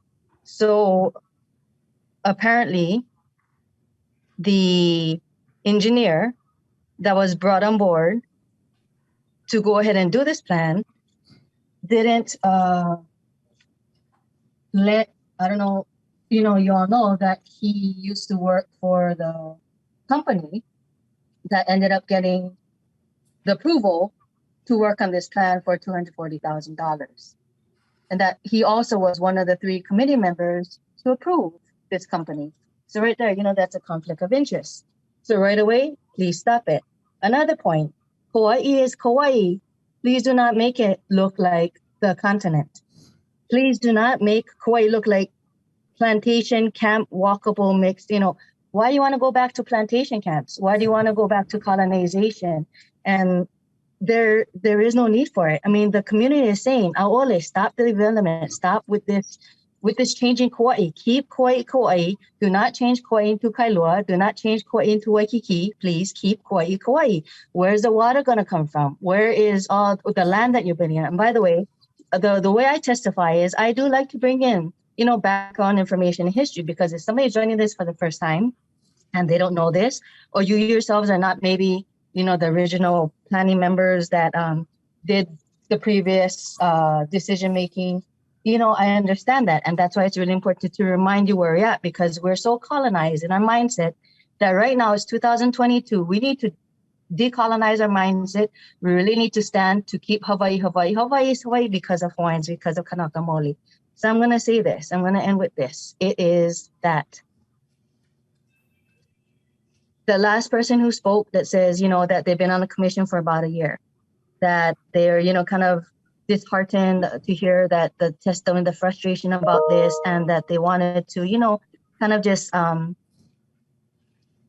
it says, make mention the fact of the incredible work that the department does and the staff does, and the time and the effort that they put into each application. It's very disturbing to hear, my testimony in opposition, the only one speaking up, but it says right there, I wanted to thank you all for not only the motions of putting that package together and everything, well, just putting your hearts and soul into the work that you guys do. And so I want to say this. I want to thank all the previous testifiers and all the Kanaka Maoli are standing up. I have a right to my testimony because it's all tied in. So just as you all say, if you can give congratulations and, merit to the planning committee for doing the work, I would like to give, the compliments and, also for the all the work that the Kanaka Maoli do, putting their heart and soul in to keep Hawaii. Yeah. And so, that just Kanaka Maoli have been taking care of the land, are still taking care of the land, and need to be the ones taking care of the land. And this mindset about plantation is what got to where we're at now. And this ties into the 13 original white businessmen haole businessmen that came in, foreigners that came in and did the illegal occupation for Hawaii. Yeah. So summarizing it up, that's the legacy that still continues to this day. So please recognize the hard work, the heart and soul of the Kanaka Maoli, to who these lands they are entrusted to. Mahalo. So no to the L1 agenda item, no to this new plan, and please check the conflict of interest between the engineer and the company that was hired to do it. Mahalo. Thank you. Is there anyone else attending virtually on Zoom that would like to testify on this agenda item? If so, please indicate by raising your digital hand. There's no other attendee with their hands raised at this point. With that, I'll turn it over to Shalea, who's our planner on this. Oh, I apologize. We're still on the agents, we're still on the public hearing. The department actually anticipates or is going to request when we get into the agenda item that the agenda item be deferred to the next meeting. There are still some additional tweaks that need to be done, including but not limited to some of the infographics that are provided as part of the form-based code. So the department actually asked that the commission, well, there's no further testimony here, but the department asked that the commission defer this public hearing to July 26th. I'd like to entertain a motion to that effect. Motion to defer this item CA 2022-9 to the July 26th commission meeting. I second. It's been moved and seconded. Any discussion? We should take a roll call. Roll call, Madam Chair. Commissioner Cole. Aye. Commissioner Pizza. Aye. Commissioner DeGracia. Aye. Chair Cox. Aye. Motion passes, Madam Chair. So now pursuant to the amendment that was made to the agenda, we'll go into the actual general business matters or new business of ZA 2022-9, a bill for an ordinance amending Chapter 10, Article 3, Kuwait County Code 1987 as amended related to the West Kuwait Community Plan. The proposal amends Section 10-3 of the Kuwait County Code relating to text and mapping requirements within to establish a special planning area O, which will also be known as the Plantation Camp Walpole Mixed Use District, can be designated as special planning area O as shown on zoning maps ZMKE-100 and ZMKA-100 for a portion of property further identified as tax map P1-7.006001 County Kuwait Planning Department the applicant. And now I'll turn it over to Shalea for the report summary for this. So, good morning, Madam Chair and Commissioners. For your consideration this morning, amendment to Chapter 10-3 Kauai County Code as amended relating to the West Kauai Community Plan Implementing Ordinance. ZA-2022-9, the applicant, County of Kauai Planning Department. The proposed legislation is being initiated by the County of Kauai Planning Department and would amend Section 10-3 by introducing a new special planning area O, which shall also be known as the Kamakani Plantation Camp Walkable Mixed Use District. The special planning area would be adopted within the West Kauai Community Plan with new design standard and maps. Form-based code incorporates detailed regulations specific to building types, street standards, and civic space that are sensitive to the surrounding local character. The regulations set forth in the Plantation Camp Form-based code helps maintain the unique characteristics of specific towns such as Kamakani Village and Kamakani Avenue.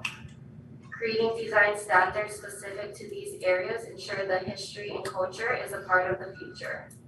In the Plantation Camp Form-based code, the types of roof pitches, materials, building massing, building types, frontages, setbacks, and wings are regulated to reinforce existing character and to create new compatible neighborhoods in Kamakani Village and Kamakani Avenue.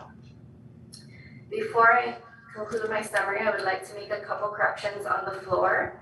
There are 3 pages, pages 57 through 59 at the end of the Plantation Camp Form-based code that was left inadvertently. Those slides will be removed prior to transmittal. On the draft ordinance, there is a typo on section 2.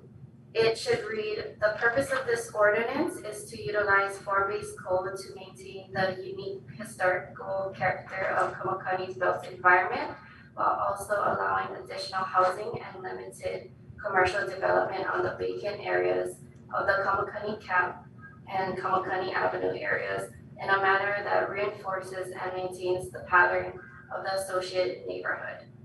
Any questions before I read my recommendation?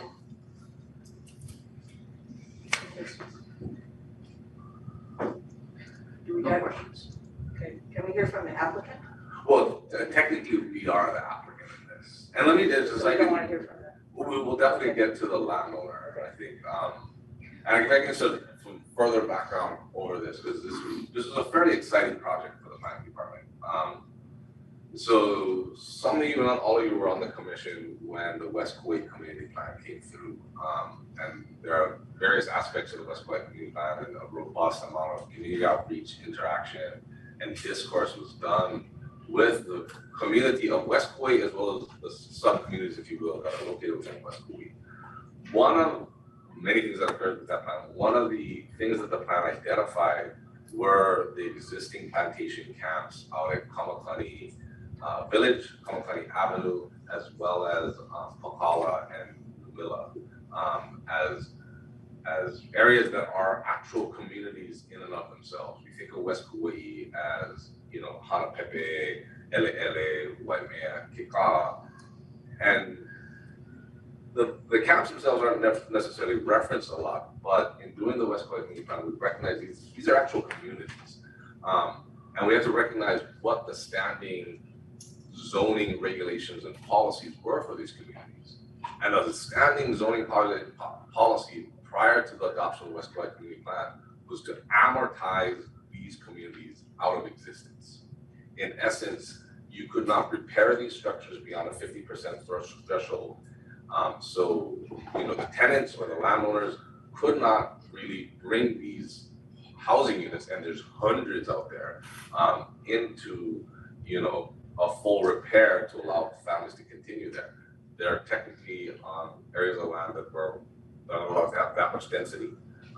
They're only allowed really 5 dwelling units for the entire lot, despite there being hundreds of homes out there. And eventually, as they kept on going to disrepair, there was no legal way for them to, again, restore the house back to its originality. So we spun up, recognizing these are communities, recognizing, you know, in the middle of a housing crisis, where pretty much it's entirely a local population, many of them Kanakawa themselves, not wanting to amortize and move these communities out of these areas. We adopted, via the Planning Commission, ultimately the County Council, a plantation camp zoning district that just recognized the existing structures and units out there and allowed either the tenant or the landowner to be able to rebuild those structures and units. And that was a very, you know, monumental step forward in preserving these communities. Recognizing that these are communities that need to also be able to adapt and grow to their various needs, the planning department, in discussions with the commission and the council, said we do recognize the need to further, you know, accommodate additions in the areas, but at the same time recognizing that these areas have very historical and cultural context that perhaps overlaying a standard, say, residential zoning district or even a mixed-use zoning district may be appropriate. And so that's what we turned and said, looking at form-based code is a means in which we may allow for the natural progression of some of these communities, but within the form and character that is inherent within them. And so Shalea, myself, other planners like Alan Clinton and Marie Williams spent several months on property with the landowner, the tenants, consultant, their own consultant, Kim Ewan with PBR, basically, and I'm joking, literally measuring every single structure out there to get a design parameter that is indicative of the form and character. And from that, working for several months to draft standards that allow for future development in pocket areas in Kamakani Avenue and in Kamakani Village camp. There's actually vacant quadrant that allows those communities to develop in again, the same form and character. What was somewhat astonishing to find in there is, I think the commission has gotten used to the planning department worked with the various communities to allow for a nominal amount of growth, but to do it again within the context of the towns. And a lot of it has to be with the ability to make the towns interact in a vibrant way that was indicative of these towns in the 60s and 70s, maybe before then. So much of what we're trying to reinstall in some of our towns here in Kuwait that was in the past is still very much alive and well going in places like Kamakani. children are still bicycling the streets between those homes. You know, you're not worried about cars, you know, plowing over a kapuna or kids. That is still very much a communal space. And recognizing that there's standards that could be derived in these camps that actually can be used from a greater context and allowing other possible developments to have this may be a scenario as well. Because right now, the camps themselves, while this bill is trying to allow them to continue and persevere on their own existing codes, no landowner could ever recreate those plantation camps by prohibition of our own ordinances. Having small 1,200 square foot units with small 6,000 square foot parcels that would be very much aimed at local populations is actually prohibited right now in our code. I think it's something we'll be working on, that we've gotten used to, and understanding how wonderful these places can be for local communities. But at least for today, we're just looking specifically at adopting these form-based codes that will allow for some progression and some growth in the vacant areas of, again, Kamakani Avenue and Kamakani Camp. We ultimately decided not to go after Numila because the landowner really wasn't interested in that. And then Pakala Camp, which there is interest from the landowner. However, there's still some adjustments that need to be made concerning the state land use district, as well as, you know, really needed to be careful in tweaking how form-based code is used in coastal areas, in that unlike the Kamakani Camp and Avenue areas, coastal areas can become much more speculative in nature. I don't think the landlord has any desires of entering into that market, but there is that question that we felt we needed to be a bit more, not cautious, but would take a bit more tweaking overall to get that particular code right. So I don't like to keep on going on, but that's it in a nutshell of where we're at. And it's a very exciting project. But anyways, if you guys have any questions for us on the process or what, how the design standards would have you, otherwise we also have the landowner here that can make any statements or answer any questions. Questions? One quick question I have. Throughout the state of Hawaii, are there other camps like this still in existence? Statewide? Not that I'm aware of. There may be on Hawaii Island. The landowner's representative, Kimi Yuan, who works statewide, may actually address that question a bit more. And she is, I believe, one of the panelists that may be able to speak to that. Thank you. Any other questions for the department before we hear from the landowner? I want to make a comment, and I just think this is fantastic.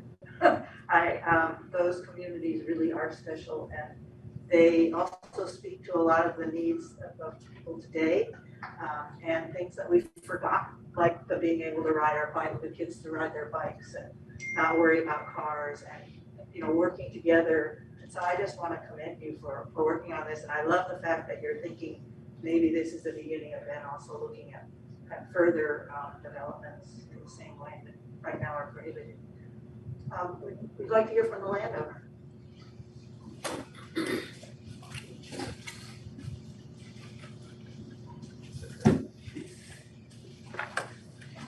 Good morning. Morning. I'm Howard Green, Senior Vice President of Dan Robinson. And this is, good morning, I'm Koa Duncan with Dan Robinson, Real Estate Director. Do you want to tell us a little bit about the project, or you want us to just ask you questions? Yeah, I'll tell you a little bit about our housing in general. First of all, we're very appreciative of this process, and we feel just blessed to have the planning departments so interested in working this problem. You know, these camps are over 100 years old, even older than that. But the current form is, you know, within 100 to Kamakani camp is 1944, 46. So they're very old camps and they're very dilapidated. I'll just summarize our housing policy. When we went out of sugar, we have 350 homes on the entire property. But when we went out of sugar, we severed a lot of these folks. They didn't have jobs anymore. So a lot of the severed guys, we gave them houses in the range of rents of $375. It's gone up slightly since then, but they pay very low rents. Some of the old GNR retirees from the original Robinson handshake deals paid no rent at all. We have a number of residents that we allow the retirees and their spouses that live on to live there rent-free for their lives. We support needy and homeless people within the community that need houses. Unfortunately, we don't have any inventory available, but as soon as we have a house open, we try to fix it back up and fill it with primarily ag workers, either on our property or on the west side, but we do entertain other families that work locally on the west side as well. So that's our housing policy in a nutshell. Our rents are well below HUD or market, well south of that for even outsiders.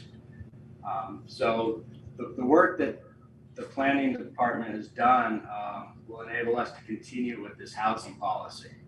And we're very much appreciative of it. The infrastructure is dilapidated, the roads, the water, the sewer, and without a clear vision moving forward, we have a hard time developing an investment policy in this infrastructure. With this form-based code, we can have a vision and we can invest in these communities. You know, he's talking about little kids riding their bikes on the streets. Well, they're not really streets anymore. They're dirt roads because the pavement has just completely eroded away. So, you know, we need to look at improving all this stuff, but without a comprehensive plan, it's hard to get the investment other than just, you know, fixing a roof here and there. We really want to rebuild homes. We're not talking the entire property, but at one time we had 10 camps covering at over 1,000 homes on the property.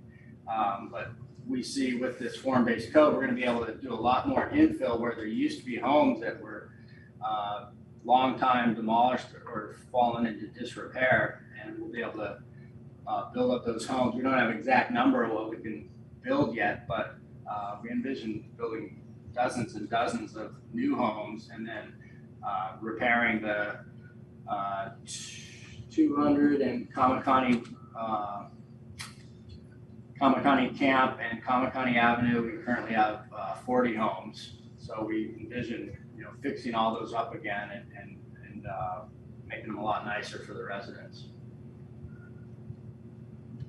Questions, comments? Commissioners? Well, one question. You spoke a lot about housing, and now I've been around the Collis area, surfed out there, you know, been in the community for a little bit. It is a very special place. So I commend, you know, pushing forward to preserve that. But I had a question on the mixed use side of it. Do you guys have any plans for like the commercial side? Yeah, good question. You know, we want to preserve the existing character. Kamakani Village, as you know, has the Thrifty Mart, the historic shopping center there. Used to have an old theater. What the planning department did was they looked at all these historic uses.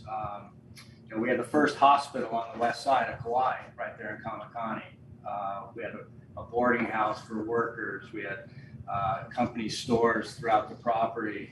We still have our administrative office on Kamakani Avenue. So within some of these flex zones that they developed, they identified uses, one in Kamakani Avenue where we could do more administrative style stuff. And then in the Kamakani Village, we'll preserve that sort of community shopping center theme for that neighborhood. Thank you. I'll also say to the vast majority of the zones, like in Kamakani Camp or Kamakani Village, right? Recognizing that the uses are historically residential in nature, it's not a mixed use zone throughout. Like often form-based code will have mixed use throughout the entire zones. in this case, recognizing the historical aspect of it, the only mixed-use zone is really up in the front where Fifth Mart is. And then for the avenue, that has additional historical implications as well, that mixed-use zone, or whether some administrative stuff is really down only by the administrative offices. Jack, a question. Thanks to the County of Kauai, I get to go to the Kamakani village to deliver food out there, so I get to see what's out there, yeah. And I know there's some new homes that have been built, in that subdivision already. Is that what we kind of a preview of what we're about to see? Yeah, I'm glad you brought that up, and thanks for coming out to Kamakani to do those distributions. My Appreciated by the residents. Yeah, under the recently passed plantation district zoning, we were able to build, and we just completed eight new homes that are in the same exact historical fashion as the original 200 homes. So we have, I think, all of them occupied, or almost all of them occupied at this point, but they're all spoken for, and they will be occupied soon. But that's an example of, what we did previously, and this form-based code will just build upon that and allow us to, further enhance those communities in that light. Very unique community. Those are 900 square foot homes in particular, those ones. 3-bedroom, 2-bath. Other questions or comments? Okay. Cole, do you have anything to add? I don't know if I missed anything, or you want to say anything? Nothing in particular, other than, just thanks to the county, thanks to the commission. I know this is getting deferred. But yeah, on GNR side, it's definitely, this project is supported by our, board of directors and our management team. And, we look forward to providing, more infill housing in our camps and in those flex areas that Kaino was mentioning, or we can add some more housing that's within the same historical character as we have there. So that's all I have. Unless you guys have any more questions. Other questions? Okay, so we entertain a motion to defer. We should hear the recommendation first. Well, the recommendation is just to approve the form-based code as adopted. Before the deferral, I'm recognizing that this is technically a separate agenda item. So for that action, I'm going to ask if you can entertain, if there are still public comments. Okay. We don't have anybody signed up. Is there anybody in person that would like to testify that has not signed up on this agenda item? Seeing none. Is there anybody attending virtually that would like to testify on this agenda item? If so, please indicate by raising your digital hand. There's one person wishing to testify, Tara Rojas. Somebody to panelists, please accept on your end, enable your video and audio when you're ready. Yes, hello. I do have questions. I was listening to this, and I know it's deferred. However, I do want to ask my questions now while we're in the process. And I recognize and I appreciate, any housing because of how y'all mentioned the housing crisis. It was great to actually hear y'all mention that. Now, but let's go back to this. When you're talking about, and I was looking at what was just testified, residential versus mixed use, and the key word that was mentioned is historical. So I want to ask, the proponents of this, and I know y'all worked really hard and everything on it, which is great, but think about, and I'm going to ask about, when you say historical, and going back to, plantation days, then we do need to bring in, if you're going to mention history, plantation, yeah? What does that represent to the Kanaka Maoli of this land? If you're going to keep excluding Kanaka Maoli from this conversation and from this process, then it defeats the purpose and we're still going back in time.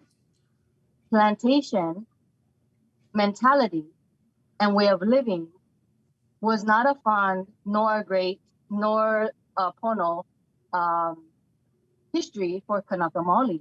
They were pushed out of their own lands, and to this day, which is they're not the ones, usually part of the housing that is being built or remodeled. So my question is, out of the 200 or so, residential or these houses that are being upgraded and whatnot, how many of the families are actually Kanaka Maoli?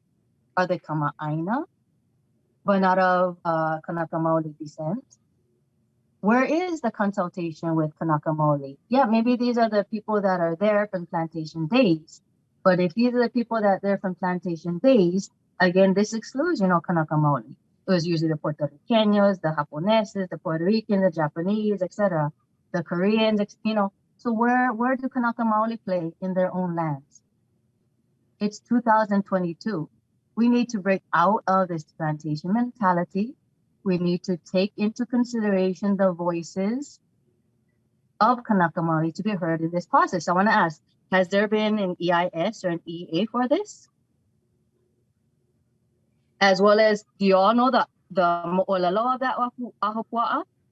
The stories of that section of land that has been in since 1940s, built upon these houses that removed Native Hawaiians, or not, excuse me, not Native Hawaiians, that's the wrong terminology, it's Kanaka Maoli. What about the historical iwi kupuna? It's already, like, you see the plaques on the hotels outside. Oh, this is, or this was a heiau. And then you see the hotel built right there. The pools at the hotels 3 minutes were remodeled remove iwi kupuna to do the pools. When is all of that going to take into consideration? So I'm glad this is deferred, because you need to get the community, the Lahui input. You need to hear Kanaka Maoli input. And the fact that, the question and answer Please is wrap still up your limited to testimony, 3 Mr. minutes. Ross. I'm actually the only person online at any of these 4 or 5 Please meetings. wrap up your testimony, Ms. Ross. You have So 3 my minutes for testimony testimony. is for the builders of this. If your thinking is, this is so great, and I applaud, for the families that live there, they're going to get this upgrade. But how many Kanaka Maoli families were displaced to house these 200 families that are there now? When are Kanaka Maoli voices, cultural practices, iwi kupuna, everything going to be heard, respected, researched as well? They're hard. Is there any other person that has signed up or would like to testify on this agenda item virtually on Zoom? If so, please indicate by raising your digital hand. There is one other testifier wishing to testify, Kiara Rodriguez. Enable your audio on your end and begin your testimony. Okay, can you folks hear me? Yes. Okay, I just have a few questions. I know that you guys want to go ahead and refurbish, right, these camps, but my question is, are there going to be areas that they allow the families that do inhabit these areas to grow their own foods? We do know that here in Hawaii, we have the best soil. So, and we know that back in plantation times, these were the bread baskets. These areas were making amounts of food, and they were actually sending most of this food off to the mainland. And I'm just saying this because, again, like self-sustainability, it's big, and not just for, the Kanaka Mao'olis, but all of the other people who call Hawaii home, especially teaching the younger generations, where our food comes from.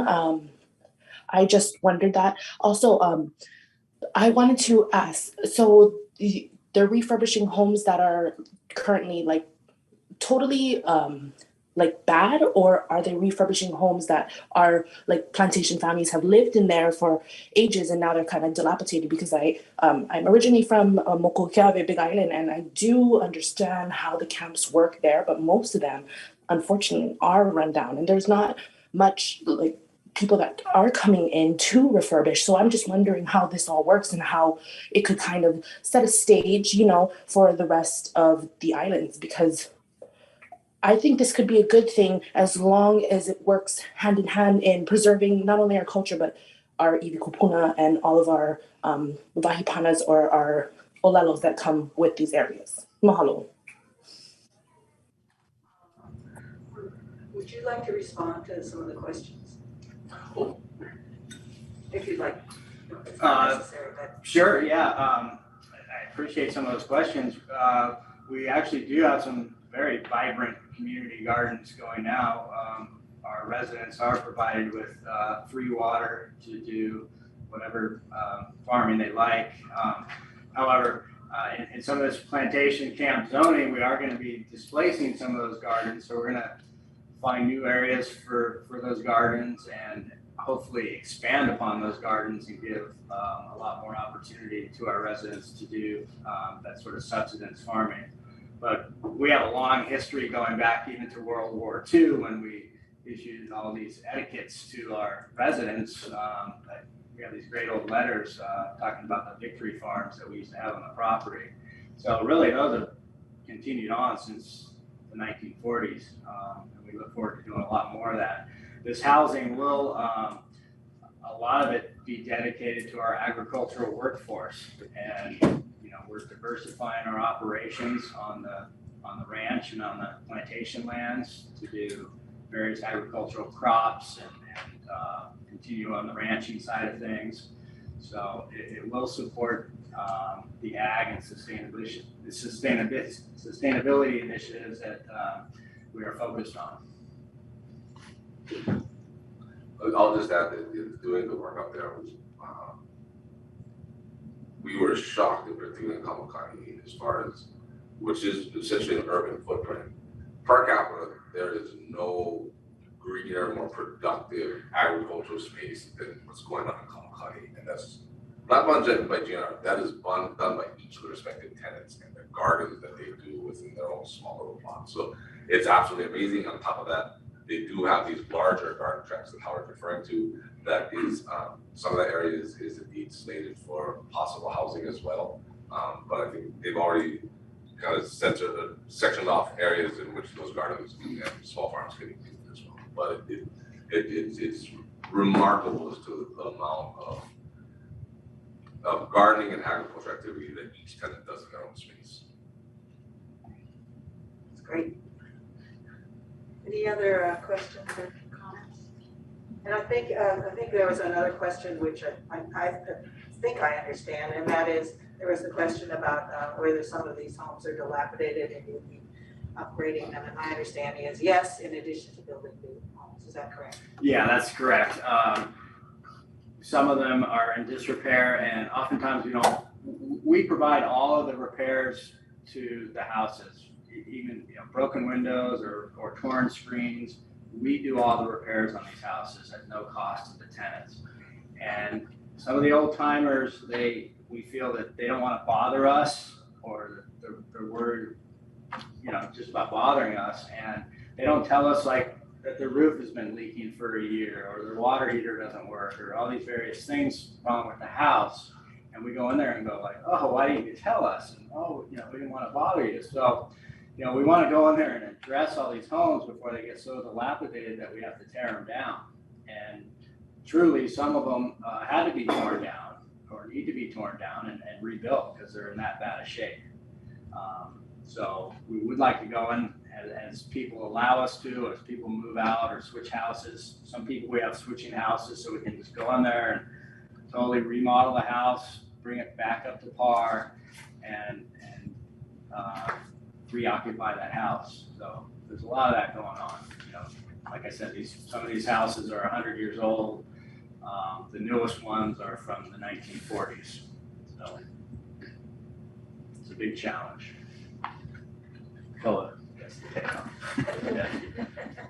Any other comments or questions? Just a comment, I think it's wonderful and it's great. Thank you. We have not heard the recommendation from. Based on the foregoing evaluation and conclusion, it is recommended that zoning amendment ZA-2022-9 be approved. That's with the caveat that we're still asking for a deferral. Okay, and do we need to make sure there's no more testimony? That was, yeah. Okay, so we're okay, and I think we can entertain a motion at this point. I will make a motion on how long about deferral? We're just asking to the next meeting, July 26th.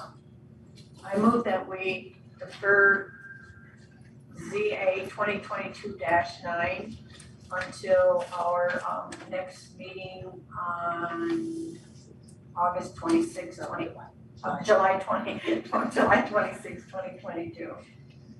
Second. Okay, it's been moved and seconded. Any further discussion? If not, let's do a roll call vote. Roll call, Madam Chair. Commissioner Cole. Aye. Commissioner Pisa. Aye. Commissioner DeGracia. Aye. Chair Thomas. Aye. Motion passes, Madam Chair.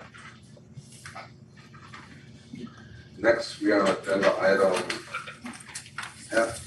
F4B, new public hearing, ZA 2022-12. Thank you. Thank you. A bill for an ordinance amending chapter 8, Kuwait County Code 1987 as amended. Related to the comprehensive zoning ordinance, the proposed amendments Article 12 of the CZO related to constraint districts. The purpose of the ordinance is to amend the CZO's constraint shoreline district and flood district to become the constrained sea level rise district to address sea level rise impacts on annual highway runs and passive flooding projected to occur within this century by the County of Kuwait Sea Level Rise Constraint District Bureau. The County of Kauai Planning Department is also the applicant in this, and this is the public hearing portion of the agenda. We have no individuals signed up to testify on the agenda item. Do we have here in person? Do we have anybody attending in person that has not signed up for this agenda item but would like to testify? Seeing none, do we have any members of the public attending virtually on Zoom that would like to testify virtually? If so, please indicate by raising your digital hand. We do have one attendee wishing to testify, Tara Rojas. And what do you panelists at this point? Please enable your video and audio on your end.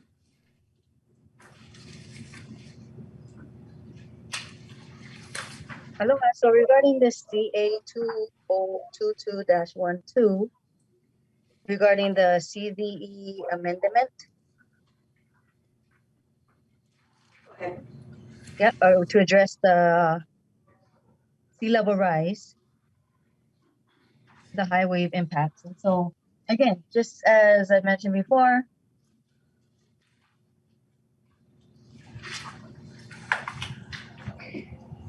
look at these buildings, these plannings, the climate change.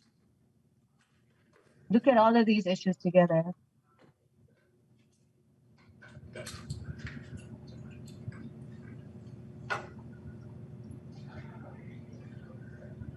Think of the actions that you're taking now, or who is it the betterment of? If it's the betterment of the community of Kauai as a whole, and I'm just gonna keep advocating for it because there's nobody else advocating, you know, what they are, who they come and they testify as well, but advocating for. Who is Kauai? Is it just like myself, fourth generation, coming from plantation, you know, great grandparents, grandparents, but not of Kanaka Maoli descent? So in other words, Kama'aina, born and raised here. What about the Kanaka Maoli? For anything, like I mentioned the last time, the ordinances to combat climate change, the vai that's going to be issued as we speak. 3 million gallons are still being leaked. 3 million gallons of vai, precious vai on Kauai is being leaked as we speak. They cannot find it since April. The ahupua mo'olelo of the land, the ilikupuna, all of the housing that is developed on the shoreline should not be there. It's Kauai, it's a cave system. It's all connected. Again, there are lawsuits about housing now.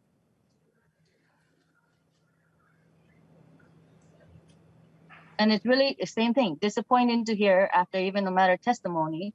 If you guys are just for something, you're just going to prove it. No, you deferred until July 26th, the next meeting for the previous item. which sounds great if it's to improve the life of Kupuna, whether Kanaka Maoli descent or not. 3 minutes. Yeah. It's disheartening to hear that it sounds like no matter if you defer it, if you all were for it, you're just gonna approve it. So I really hope, and I really hope that Lahui, really evaluates this plan. And again, please look at it if this is the same, the engineer developer that got to choose the former previous, company to do this. I don't know, conflict of interest, this type of thing that happens for so long. So I'm gonna wrap up my testimony that there has to be a time where you really decolonize your mindset and include Kanaka Maoli on every planning commission to be in those seats and in every decision that you all make.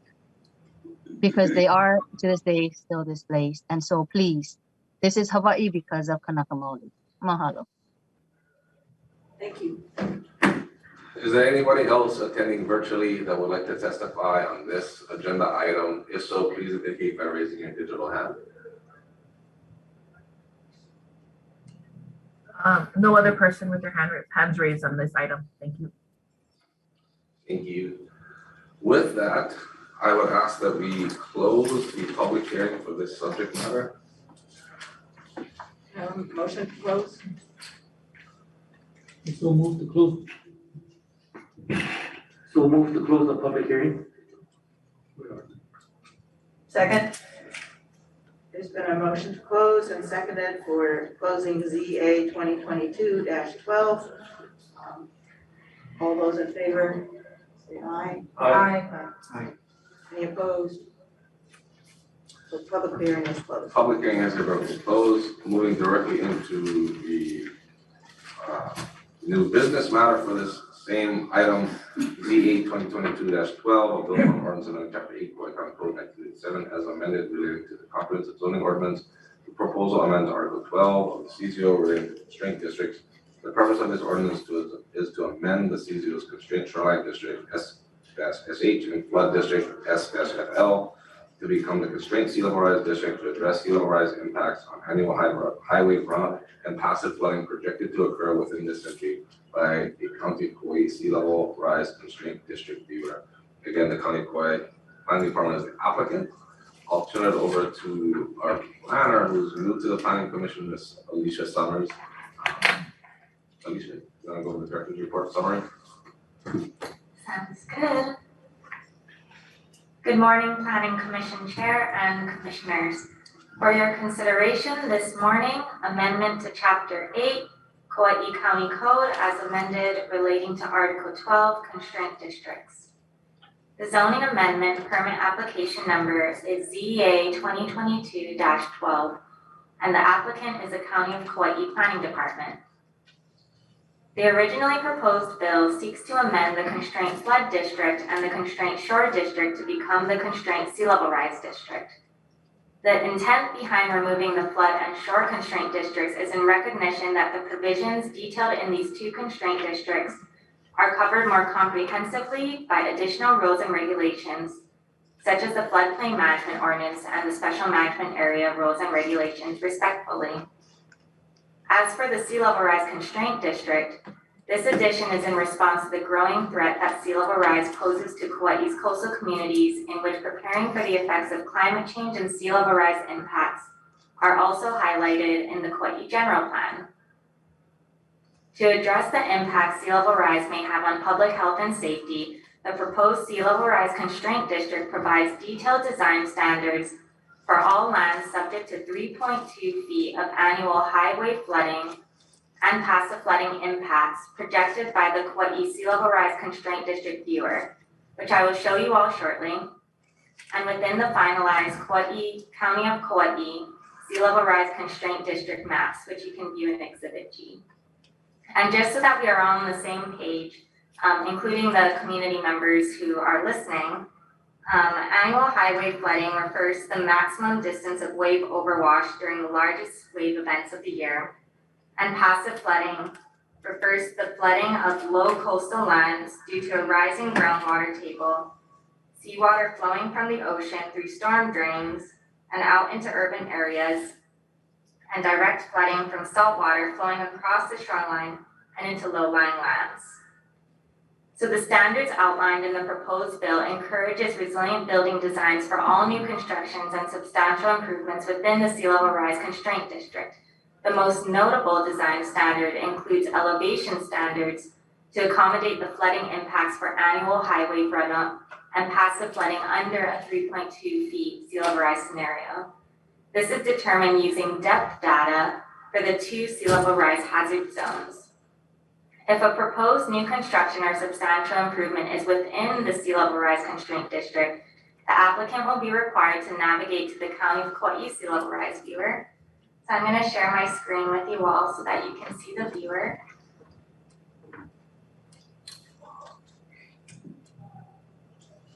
So there you can see the viewer right now. So as shown on the screen, and in the legend,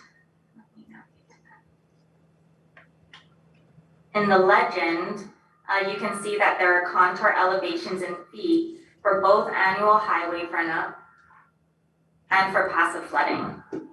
So then the applicant can put in the TMK like so. And you can zoom in into the parcel. And then you can click to see the flood depth. In this case, this parcel has a high wave run-up flood depth of 1 foot. For residential structures, an additional 2 feet will be added to the top of the highest sea level rise flood elevation. So in this case, a proposed residential structure will be required to have an elevation of 3 feet. But for non-residential structures, 1 foot will be added to the top of the highest sea level rise flood elevation. So if there was a proposed non-residential structure here, it would be required to have an elevation of 2 feet. So I'll do one more example. So you can put in the TMK number.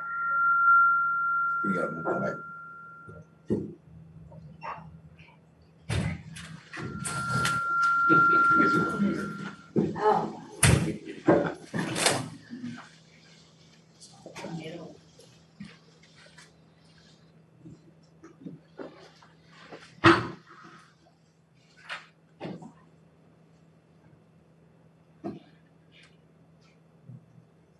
You should be able to tell me right now. Hello? Oh, I lost my, okay. So if we do another example, if we click in this area,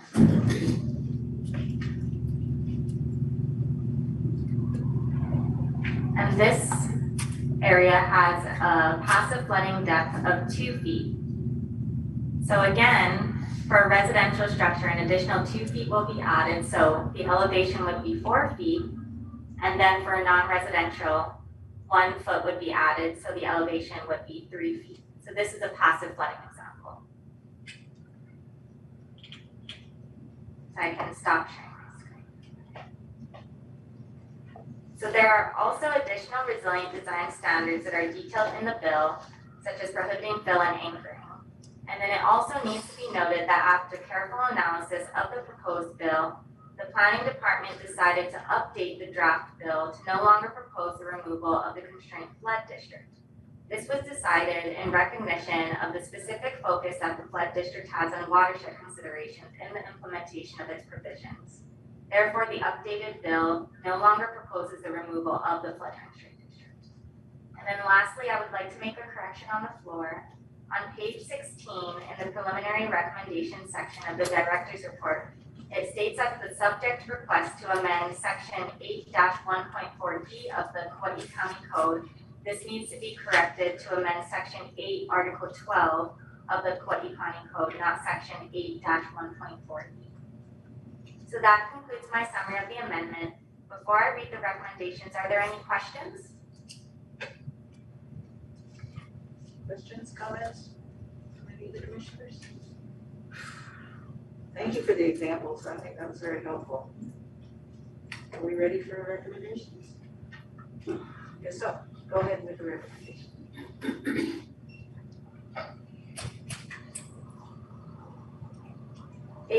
foregoing evaluation and conclusion, it is recommended that zoning amendment CA 2022-12 be approved.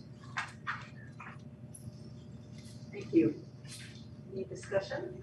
I'd just like to make a comment on, when I read this packet, I'm really torn on the subject, just, I mean, overall, I am in favor of it, but I guess being a realtor and knowing a lot of owners and, specifically, I know, it applied to Honolulu, but caused, a lot of hardship for a developer who had all his plans done, all of a sudden had to elevate the building in the ground floor. And so, I mean, I know that there's a hardship and there are constraints, but I am a believer that global warming and sea level rise is happening.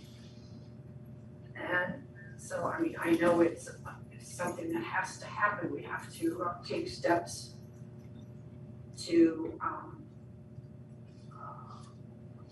be prepared for it. I know there's also questions, especially among realtors, of how accurate that the sea level rise viewer is, but I know, I mean, we have to trust, I believe it was done by UH, and we have to trust, they know a lot more about it than I do. So I just wanted to go on record and knowing that I was pretty torn with this, but I am prepared to move forward. Yeah, I can address some of those. There's some of that too, Commissioner Pizza. Yeah, as far as concerns about heightening and the cost that can bring, the department is particularly sympathetic to that. We've seen a fair amount of issues with the flood ordinance get caught up into that. And then some of the standards are very similar to the flood ordinance.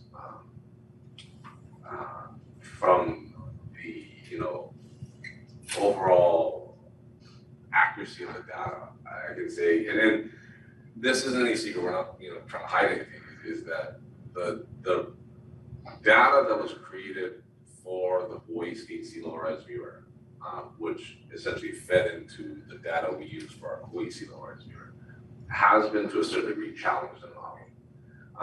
And to take a step back, for those that may not be that familiar with the Hawaii Sea Level Rise Viewer, so a few years ago, back in 2018, the State of Hawaii Climate Change Commission adopted the Sea Level Rise Viewer, 2017 possibly, adopted a Hawaii Sea Level Rise Viewer, which was the work of several years of UH and NOAA and various entities using modeling and projections to determine what 3.2 feet of sea level rise will do to our island when it comes to just water and flooding. And identifying, and then it's pretty standard accepted that 3.2 feet of sea level rise will happen within the century. It's predicted to probably be sooner than the century now, but accepting that 3.2 feet height, what it's going to have on particularly for three hazards. One being coastal erosion, another being passive flooding, and another being highway runoff. Coastal erosion is the most damaging effect of the viewer, in that with 3.2 feet of sea level rise, we're expected to lose this much beach or this much land fronting the ocean, meaning in perpetuity that land is gone and is not coming back. Maui did attempt, the other two are passive flooding. That's essentially as the sea levels rise and increase tides, what type of water will inundate certain areas because of sea level rise. The last one being highway runoff. Waves that with this new 3.2 feet of sea level rise, where they will be when they're once a year, the highest wave, where it's going to crest and reach on land. So those are the three main hazard points. And when it first came out, the commission was strongly pushing the various islands to consider using this data and this viewer to frame a regulatory approach for construction and building in these zones, and make sure we address it. When it happened, there was a fair amount of objections coming from some in the engineering field and some in the legal field concerning the way this viewer and its data was generated, whether or not regulations should be spun up. Maui decided to look at coastal erosion. Kauai has one of the most robust and progressive shoreline setback ordinances in the country. It's a minimum of 60 feet you can't build from the ocean line, period, you can't build. It's a variance process, but you cannot build. Depending on the erosion rate or the lock depth, that 60 feet can be increased drastically. The most drastic amount, I think, is probably a 400-foot setback where you cannot build 400 feet from the shoreline. So it depends on your erosion rates. We recognize that with our really robust shoreline setback ordinance, that we pretty much address the vast majority of where it's projected to be underwater with 3.2 feet of sea level rise. And knowing that there were legal concerns about approaching erosion from that data, Maui embarked on looking at trying to create regulations on the erosion data.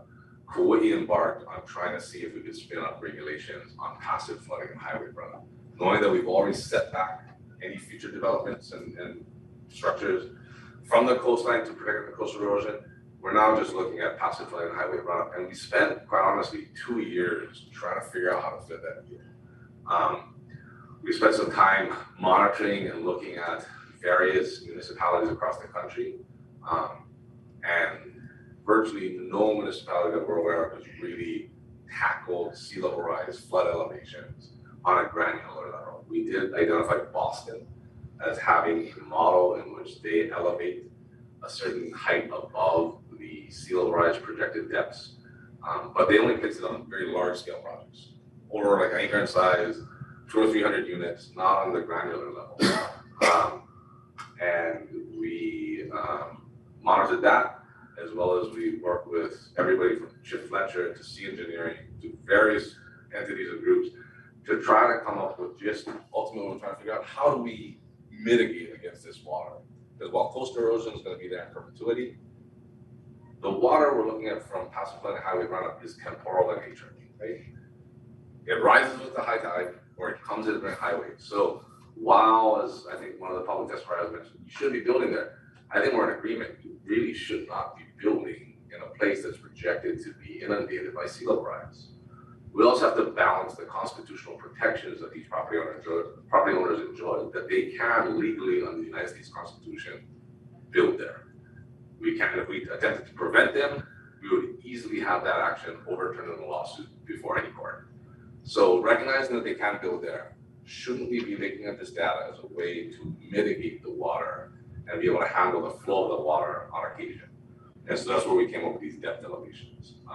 And so we're looking at specifically saying for a habitable structure, you can elevate 2 feet above, you need to elevate 2 feet above the projected depth, and for non-habitable structures, 1 foot above. And that's it in a nutshell. I'm making the statements ad nauseum because we're presenting this, a lot of places are getting excited about it and want to hear about it. I want to make one thing very clear, and I will in any future presentation. The sea level rise projections and this move is absolutely necessary to accommodate and adapt to our changing climate. But it is just an adaptation mitigation measure based off of sea level rise. It is not based off of the full brunt and effects that are anticipated and are happening with climate change, right? Sea level rise is a particularly destructive force, but the most destructive force that places like Kuwait and much of the rest of the globe faces due to climate change is the increased intensity and frequency of storms. And the water that flows during these high precipitation events, often this water moving down large valleys and then hitting an ocean area that has storm surge. And those two bodies of water coming together and inundating communities. This is essentially what happened in Honolulu in 2018, right? I want to be clear, this bill would not save Honolulu from what happened. And that's because while this is a step in the right direction, it's only looking at sea level rise. The vast majority of destruction forces that come during high intensity storms is covered by FEMA's flood standards. And those are the flood ordinances that require what are called base flood elevations. We elevate the structure. The base flood elevation is 10 feet, you elevate it above that 10 feet. But all all that data, all that science is based off of historical events, right? So what's happened in the past 100 years, it bases those elevations. It does not account for the fact that with climate change, there are increased intensity and frequency of these storms and increased precipitation in these storms that creates higher levels of water. And so that is, I'll be honest, a weakness of this draft ordinance because it doesn't address that. We think this is a step in the right direction, and eventually that modeling needs to happen where it can actually project not just sea level rise, but increased precipitation events. So we'd be looking at additional depths above and beyond that. But for now, this is a trend, this is a step in that direction, and we think it's the right step in that direction. While Maui faced considerable opposition, and is still working on it. I'm not trying to fault Maui. They're really trying to work with the sea level rise data on coastal erosion. I really credit their team in trying to assess it. But I can say that, you know, many of those individuals or entities, organizations that have been somewhat critical of trying to use that data in the Maui model, we have met with to go over specifically from a legal aspect and from an engineering aspect. And they have lended the support behind the Kuwait bill to say, this is using the data that they felt was an appropriate manner. So that's kind of the step. Sorry that was kind of long-winded, but. No, I appreciate your input. And then one last comment that I've heard is that government shouldn't be regulating because insurance companies sort of control that and just say, but that just says, I won't insure it, you just become self-insured. So I don't know if you have any comment to address that because it was posed to me. Yeah, the insurance program, right, is set up through FEMA and through a federal entity that looks at providing flood insurance for homes built in the flood zone, that the municipality has to have regulations for that municipality to participate in the insurance program. And then as long as that individual is paying those rates, they'll get the subsidies necessary to rebuild when their house gets wiped out. Right? But when that federal insurance rate program was set up back in the 40s or 50s, right? Like a few floods had happened, and it was a recognition of the federal government to say, hey, these homeowners need to be, you know, alleviated of the pressure of rebuilding. And so a subsidy program was adopted. Now, fast forward to 50, 60 years later, where, you know, much of the continent is subject to these drastic impacts from storm events, right? The federal government is subsidizing homeowners to rebuild their structure in a hazardous area. It is what it is. That's where I was kind of bringing up why these elevations of these need to be re-looked at and updated. But it is what it is. I can say that FEMA is actually making adjustments to that now, where you have, before it was truly a subsidy program. Now where you have repetitive events, repetitive losses, FEMA is indeed updating where they are saying, no, you're going to apply exorbitant rates now to actually rebuild in these areas. So they are making those adjustments. I credit FEMA in that area. I can say though, this bill is outside of the insurance program. So regardless of insurance rate, this bill covers sea level rise, which FEMA does not quite acknowledge in their standards yet. And it's just germane to Kuwait. So there's no insurance program involved. I can say with, you know, flood events, it's not just the homeowner's responsibility. And now granted, while this is a step in addressing things like Honolulu, it will not address it fully. But right when the rain bomb happened, right, those weren't, you know, homeowners picking themselves off the roofs, getting rescued, right? Those were firefighters out there. Those county services, resources, personnel risking their lives because the structures were in hazardous areas. And even in the evacuation stages, right? Like, yeah, we evacuated, and yes, there was aid provided, but we got billed for that aid, right? The helicopter evacuation alone to evacuate people all right during that flood event was just under $1 million, and we got billed for it. So we are constructing, these are homes constructed in hazardous areas that the homeowner might say, that's my responsibility, government, get out of the way. When we're evacuating you and when we're rescuing you, we're paying that bill. So I think from a long range projection, it is incumbent upon the county to look at ensuring that any future development is able to adequately mitigate and respond to these hazards. And like I said, this isn't even gonna do it. It's a step in the right direction, but it's not fully there. Thank you very much. I mean, Hanalei to Hyanna is certainly a current, real example of what's happening. Thank you. Thanks, Yeah, thanks for the thorough explanation. I mean, I really appreciate it, and as somebody who has been involved in this sphere and keeping up with it, I really applaud you actually for trying to be at the cutting edge. And I really think it's protecting people, but it's also protecting financially, not just the county, but also the developers, because it's not gonna help them if they build someplace that then, gets destroyed. So I really commend you for being on the front line. And I'm proud of Kauai and everything you do to be a leader. I mean, I truly believe Kauai is a leader, and I think that's wonderful. Yeah. So are we ready? If there are any other questions, I do have to say this is technically a separate agenda item. Absolutely. If we may call again for any members of the public in person that would like to testify, we have one member in person and then we'll go to the virtual. Hi, my name is. Hello? Oh, sorry. Hello? Is it Ed? We might have to do something. Hi.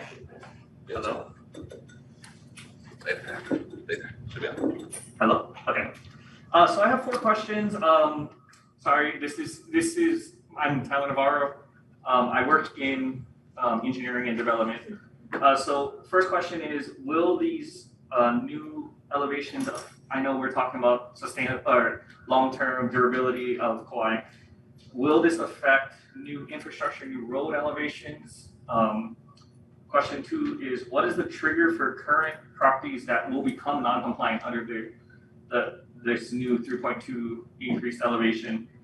Number 3 is, if we're talking about factoring that 3.2 sea level rise, are we maintaining the current datums on the reference benchmarks to measure, because those are all referenced to mean sea level currently? And then number 4 is, what mechanism, what document, or has this been thought about, an elevation certificate, will that be required for properties that are outside the FEMA flood zones? Because right now, the current mechanism is you submit a FEMA elevation certificate for these properties. Yeah, so those are my 4 questions.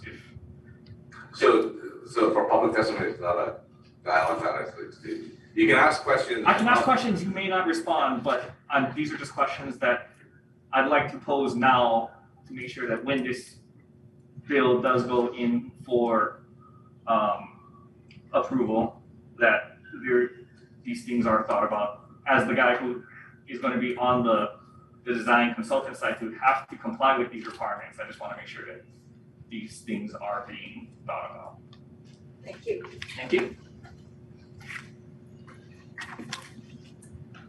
Is there any, if there's any commissioners that want to follow up with those questions, like reach out to Tyler on the side too, with the Department of Paramount, but if there's any clarification, so generally for public testimony, it's not engaging in that, but if any commissioners wanted to follow up with any questions that the public has. I guess I did wonder when I read through this, at what point, like I believe the proposed ordinance reads for new construction and substantial improvement. So at what point is new construction, is it pre-building permit or is it pre-start of work? At what point does this trigger for new construction?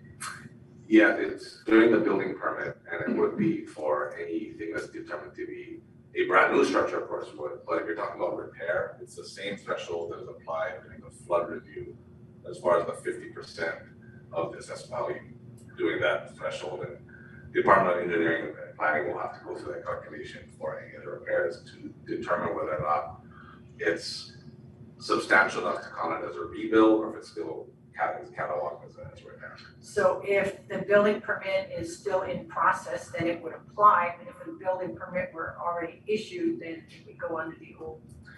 From a zoning standpoint, no, if you have a building permit so say this bill, the bill ultimately has to be adopted by council, reviewed and adopted by council for it to, and signed into law by the mayor for it to have the effect of law. If council say adopted it today and the mayor signed it tomorrow, if you have a building permit in right now, the department does not have any authority to exert this new regulation. It's any building permit that's been applied for after the enrollment at council. Thank you. I had a question about the road restriction. Can you speak to that? I know that was one of the questions that came up. Is it interesting? For planning, the road wouldn't be cataloged as construction. So any road development would not be subject to this. And then, yeah, and I mean, it run way counter to the overall intent. If you require a road to elevate 6 feet, it's just gonna push that water somewhere else. Within, road design, whether it's a public works or an applicant, taking this into account and being able to accommodate for that water in a manner is generally advisable. But at this point, engineering doesn't have any specific sea level rise standards being adopted. So it's advisable to take into account, but no hard fast regulations are going to be there. Thank you. Any other questions? I guess we need to see if there's more testimony. Anybody else in person here at the meeting that has not signed up to testify on this agenda item that would like to testify on this agenda item? Seeing none, do we have anybody attending virtually that would like to testify on this agenda item? If so, please indicate by raising your digital hand. We have one attendee wishing to testify. Tara Rojas, voting you to panelists. Please on your end, activate your audio video. Aloha. Well, it's really glad to hear there's actual discussion on these items, but and the questions brought up by the public. I do have a question for you all. Given that it's cutting edge and just as far as ordinances and everything, I just was wondering about this the closed captioning. I'm not sure if you're able to look at it, and this is just a suggestion that I'm trying to listen and. Because I'm trying to listen to the meeting, and even though I'm listening live, some things I couldn't quite capture what it is you're saying, and there's no way to raise your hand to chat to ask in that moment. So when you the other lady who testified, or had to ask questions, I just was wondering if you could do something, or if there's a better closed captioning system that you could use. Because actually, if we go back and try to read the transcripts, there's it translated into profanity and then you try and read it and it does not make sense, a lot of sections. And so like I said, I'm trying to listen to live, I don't capture it quite clearly, so I rely on the transcript, the caption, and even at that it's not making sense. So I just was wondering for consideration if you have any control or ability to find a either improve this one or find a better one, because it really is hard when you're trying to reread it or understand live, and there's no way to stop the process when you have a question in that moment. And that was basically the technicalities of the captioning and the process of the meeting itself, when we can't understand what someone is saying. Mahalo. Thank you. Is there anybody else on Zoom that would like to testify virtually? If so, please indicate by raising your digital hand. Other attendee with their hands raised at this point. Thank you. With that, the department is recommending approval unless there are questions or other information that we should be. Any more discussion on questions? Okay, then we will entertain a motion. Okay, so move to approve the zoning amendment ZA 2022-12. Second. Been moved and seconded. Any further discussion? Roll call vote. Roll call, Madam Chair. Commissioner Cole. Aye. Commissioner Pizza, Aye. Commissioner DeGracia. Aye. Chair Cox. Aye. Motion passes, Madam Chair. Next, we have the consent calendar, which does not need action by the commission. However, is there anybody in person that would like to testify on the consent calendar agenda items? If so, please indicate, or please step forward. Seeing none, is there anyone online, excuse me, anybody on Zoom that would like to testify virtually? If so, please indicate by raising your digital hand.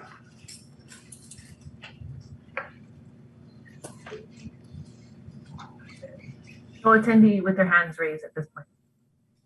Seeing none, we can move on to agenda item H. Is there a However, request to have a 10-minute, 5-minute recess? we'll return back at 11:25. Yeah.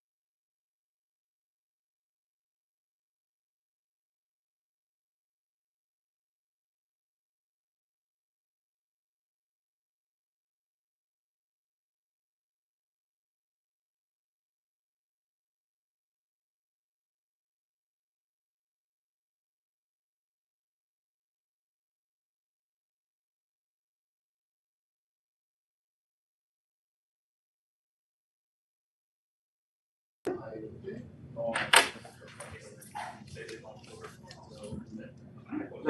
we're going to reconvene the planning commission meeting.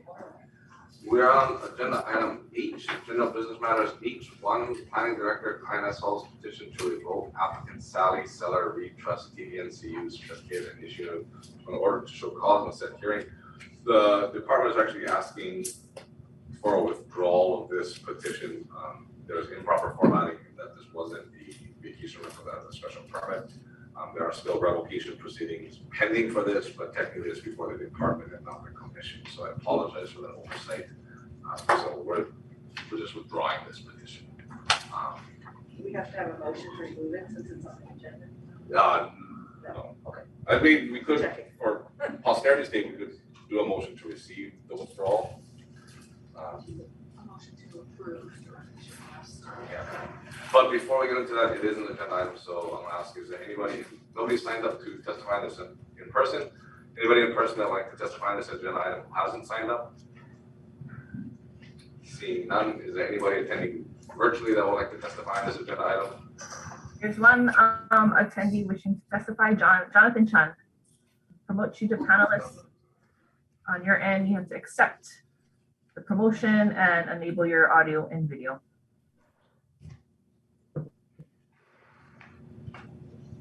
Thank you very much. Sorry, I'm just getting used to this new technology. I just wanted to represent that I represent the applicant, or Miss Sally Reed, and we are working currently with the department to resolve these matters. I appreciate the planning department's withdrawal of this petition so that we can continue working. We have made progress, and hopefully this matter can be resolved very quickly. Thank you. Thank you. Is there anyone else attending virtually that would like to testify in this agenda item? No other attendee with their hands raised on this item. I will entertain a motion to approve the director's withdrawal of this item. Motion to approve. Motion to approve the director's withdrawal of this agenda item. Second. All those in favor say aye. Aye. Any opposed? Moving on to agenda item H2, amendment to class 4 zoning permit Z4 2020-1 and use permit U 2020-1 to amend condition number 8 to allow completion of the project to construct a new branch office building and associated site improvements on property located within Kilauea town, situated immediately across the Kilauea post office facility and immediately adjacent to the Kilauea Lighthouse Shopping Center along the northern side of the Kilauea Lighthouse Road, Connected Road intersection, further identified as tax map E5-1-2-005-023, affecting a portion of the larger parcel containing approximately 179.439 acres. The applicant is Gather Federal Credit Union. Before I turn it over to Dale, I want to ask, while there is no official public hearing, it is an agenda item, and so subject to sunshine law. Is there anybody that is in attendance that would like to testify on this agenda item? Seeing none, is there anybody attending virtually that would like to testify on this agenda item via Zoom? If so, please indicate by raising your digital hand. No attendee with their hands raised at this point. Thank you. With that, Dale, I'll turn it over to you for the director's report. Good morning, Madam Chair and members of the Planning Commission. Briefly summarize the director's report. Moving to the action required by Planning Commission. Consideration of applicant's request to amend condition number 8 of the use permit class 4 zoning permit to allow completion of the project. The project was previously considered through class 4 zoning permit Z4 2020-1 and use permit 2020-1. The project site is located immediately across the Kilauea Post Office facility and immediately adjacent to the Kilauea Lighthouse Shopping Center in Kilauea town. Tax map key of the parcel is 525, a portion of parcel 23. Moving on to the background of the project. The project involves the construction of a new branch office accommodate membership growth, and serve the banking needs of the North Shore residents. The area of the proposed office building will be approximately 3,440 square feet, featuring teller stations for both walk-in and drive-through customers, offices, and storage. The development also includes construction of interior driveway connecting into Ala Wahana Parkway, a parking lot containing 19 stalls, and a large capacity wastewater treatment system. At the time this application was considered before the Planning Commission, there was a pending subdivision application involving a total of 10 lots that included the project site, other newly created lots, and roadway providing access to the project. Subdivision has obtained Planning Commission approval on September 8, 2020. The subject permits were initially approved by the Planning Commission on August 13, 2019. A condition of the permit required the applicant to complete the project within 5 years from the date of approval of the subject permit. As originally approved, condition number 8 read, the applicant shall substantially commence construction of the project within 1 year from the date of full approval and shall complete construction in 5 years from the date of approval of the subject permits. Subsequently, in 2021, the applicant requested to amend the foregoing condition to allow additional time to complete the project. On April 13, 2021, the Commission approved the applicant's request and allowed additional time to complete the construction of the project. As a result of the Commission's action, condition number 8 was amended to read, applicant shall substantially commence construction of the project no later than August 13, 2022, and shall complete construction by August 12, 2024. Applicant's request, as represented in the correspondence, applicant is seeking additional time to commence with the construction of the project, and the justification of the extension request is contained in her correspondence dated June 24, 2022. In order to accommodate the time extension, it is necessary to again amend condition number 8 to allow a reasonable period to accommodate the construction activities for the proposed branch office facility. At this time, that concludes my department's director's report for now. Thank you, Dale. Any questions for the department?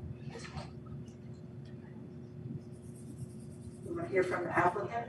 Is the applicant here?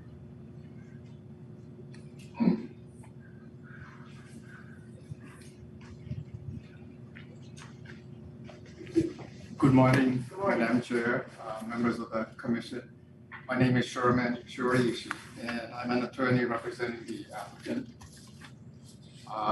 And I have nothing to add to the department's report, other than to say that we have submitted our application for a building permit. It was submitted on April 1, and it is stuck in the water department. And we are closely working with the water department to address their concerns regarding water service to the project. Thank you. Any questions for the applicant? Are we ready for a motion?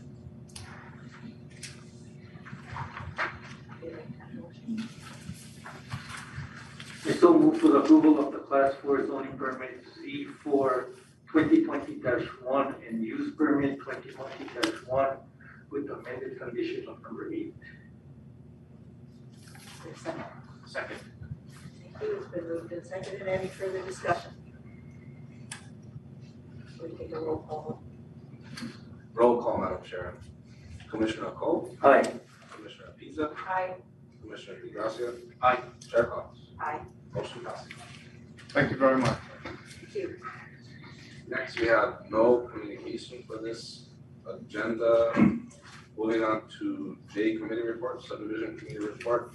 Before turning over to the subdivision committee chair, I'll see if there's anybody in person attending that would like to testify on this agenda item. Seeing none, is there anybody attending virtually that would like to testify on this agenda item via Zoom? If so, please indicate so by raising your digital hand. No attendee with their hands raised at this point. With that, subdivision committee chair Cole.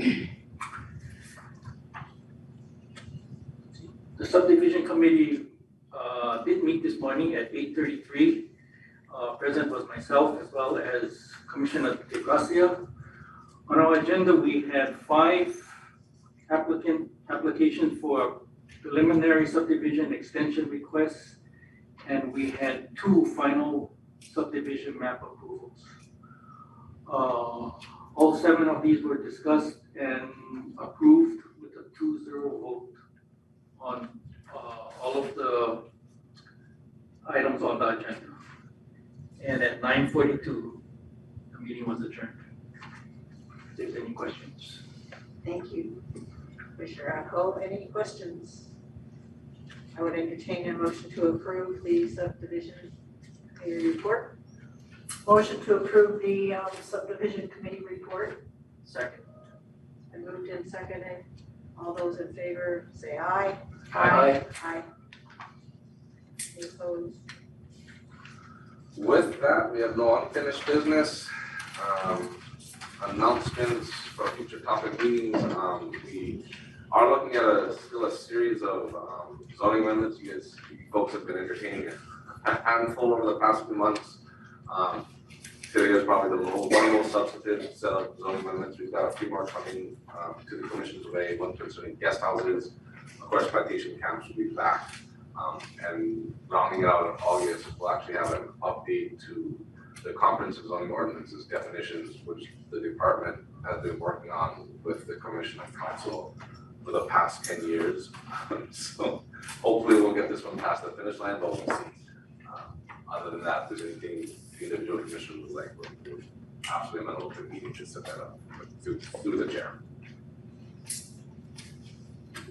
Other than that, the following regular scheduled planning commission will be held at 9 a.m. or shortly thereafter on July 26, 2022. The planning commission anticipates this to be held in person at the Kuwait Civic Center Mokeha building, meeting on 2A to B 4444 Rice Street, Kuwait, Hawaii 96766. The commission also anticipates providing a virtual platform capability for members of the public to testify remotely. Commissional amounts, attended meeting method, agenda are currently posted at least 6 days prior to the meeting date. And with that, Madam Chair, we are ready for adjournment. In that case, I would like to have a motion to adjourn. Motion to adjourn. Second. All those in favor, say aye. Aye. Any opposed? Planning commission is adjourned.